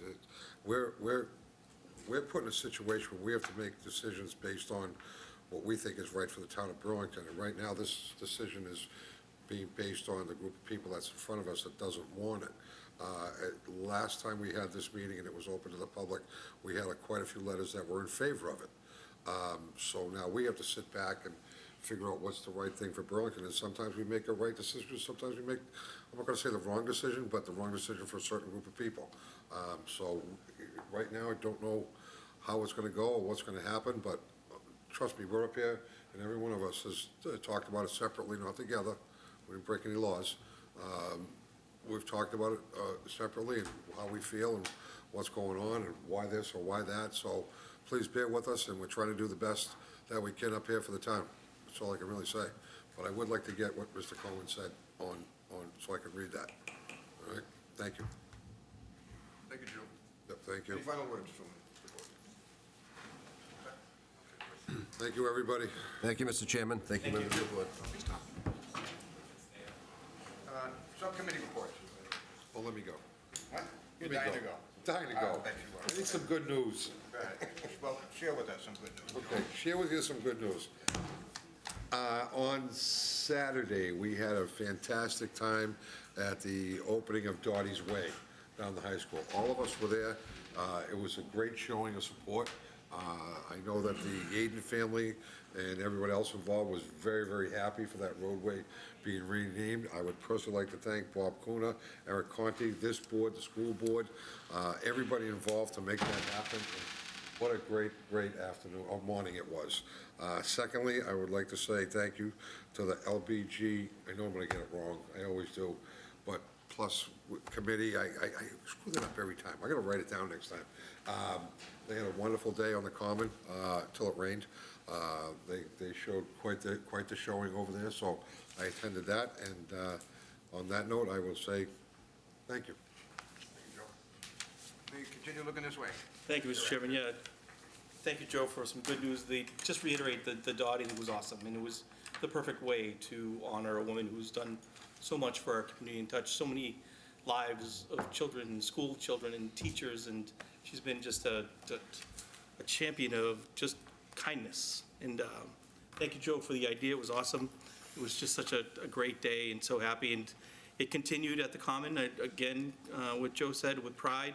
It gets bigger every year, and I was happy to see all the smiling faces. It's a great job by everyone who was in attendance and organized, and hopefully they'll continue to grow every year. It was a wonderful afternoon and celebration, and it wasn't as hot as the last 2 years, so that was a nice thing, too.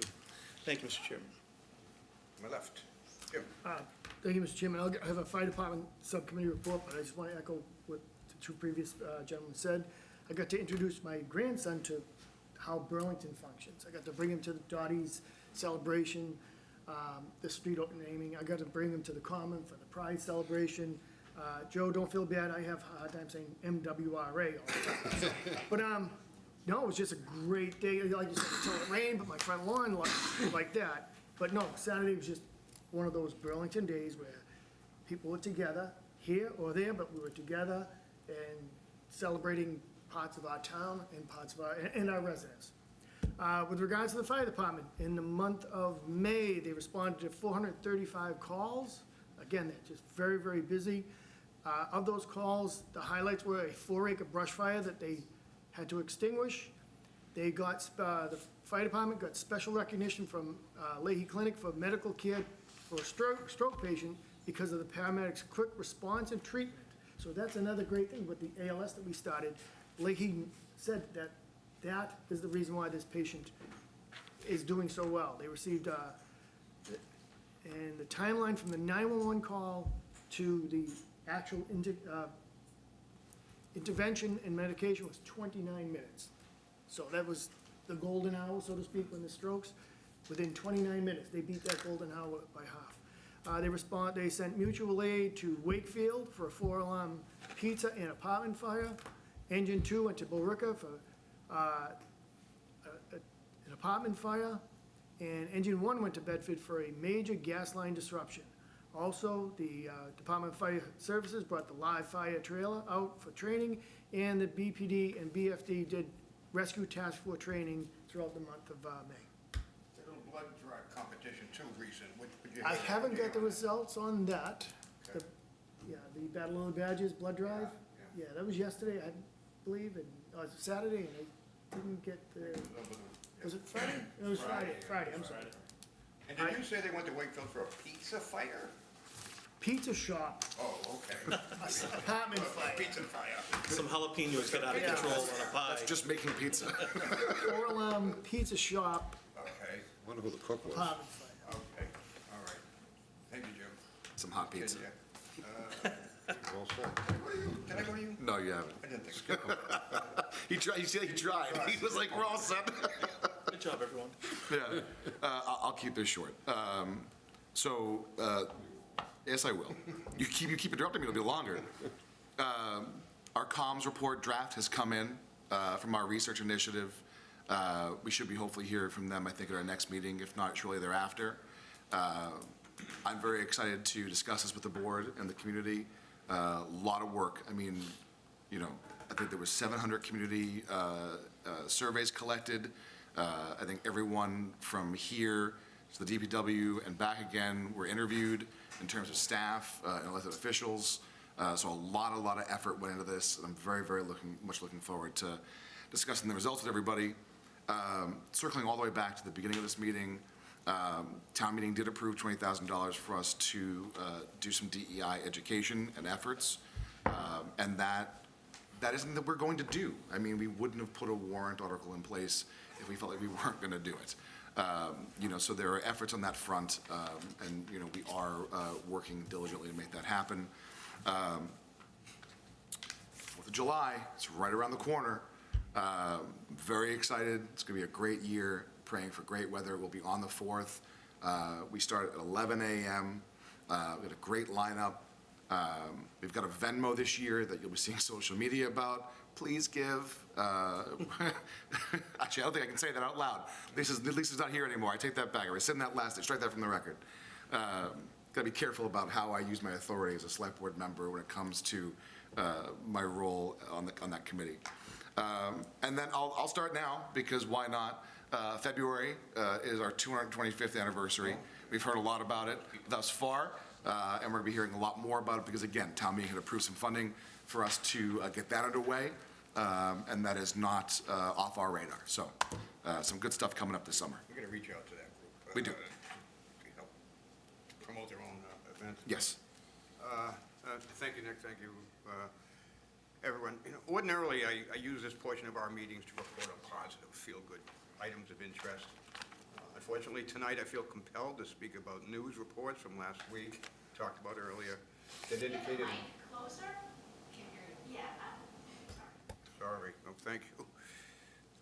Unfortunately, tonight I feel compelled to speak about news reports from last week that indicated a voluntary exercise in self-expression, tolerance, and understanding at one of our schools did not play out as hoped.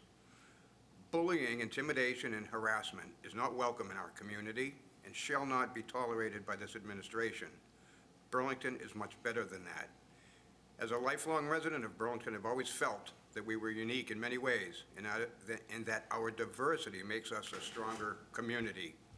I am hopeful that we can use this unfortunate incident as a learning experience by continuing a dialogue of inclusiveness and understanding throughout the year. So that's it on that topic. And finally, I just want to report that Jim and I were at Leahy Hospital. I'm careful, I don't want to call them Lake Clinic, although there's some rumors around that they would like to be called Leahy Clinic again. But they've resumed their annual 5K walk and run on Sunday, early Sunday, I might add, in the morning. But anyhow, they had over 1,200 folks that showed up to raise money for their cancer treatment that they actually run quite nicely throughout the region. So I was happy to be a part of that, and I thank Jim for showing up as well. So, Mr. Sagarino, you're up. Thank you, Mr. Chairman. I just wanted to give kudos to a couple departments. As the board is aware, we had a vehicle do some pretty extensive damage at the cemetery Thursday evening, and kudos to the cemetery DPW department for getting that area cleaned up as quickly as possible, and also to our police department for tracking down the perpetrator, and I'm hopeful that they have insurance. That's all I have, Mr. Chairman. Okay, well, thank you kindly. John, you got anything you want to add there? Yes, sir. Gentlemen, motion to adjourn? So moved. Second. Jinx, buy me a Coke. In favor? Aye. Aye.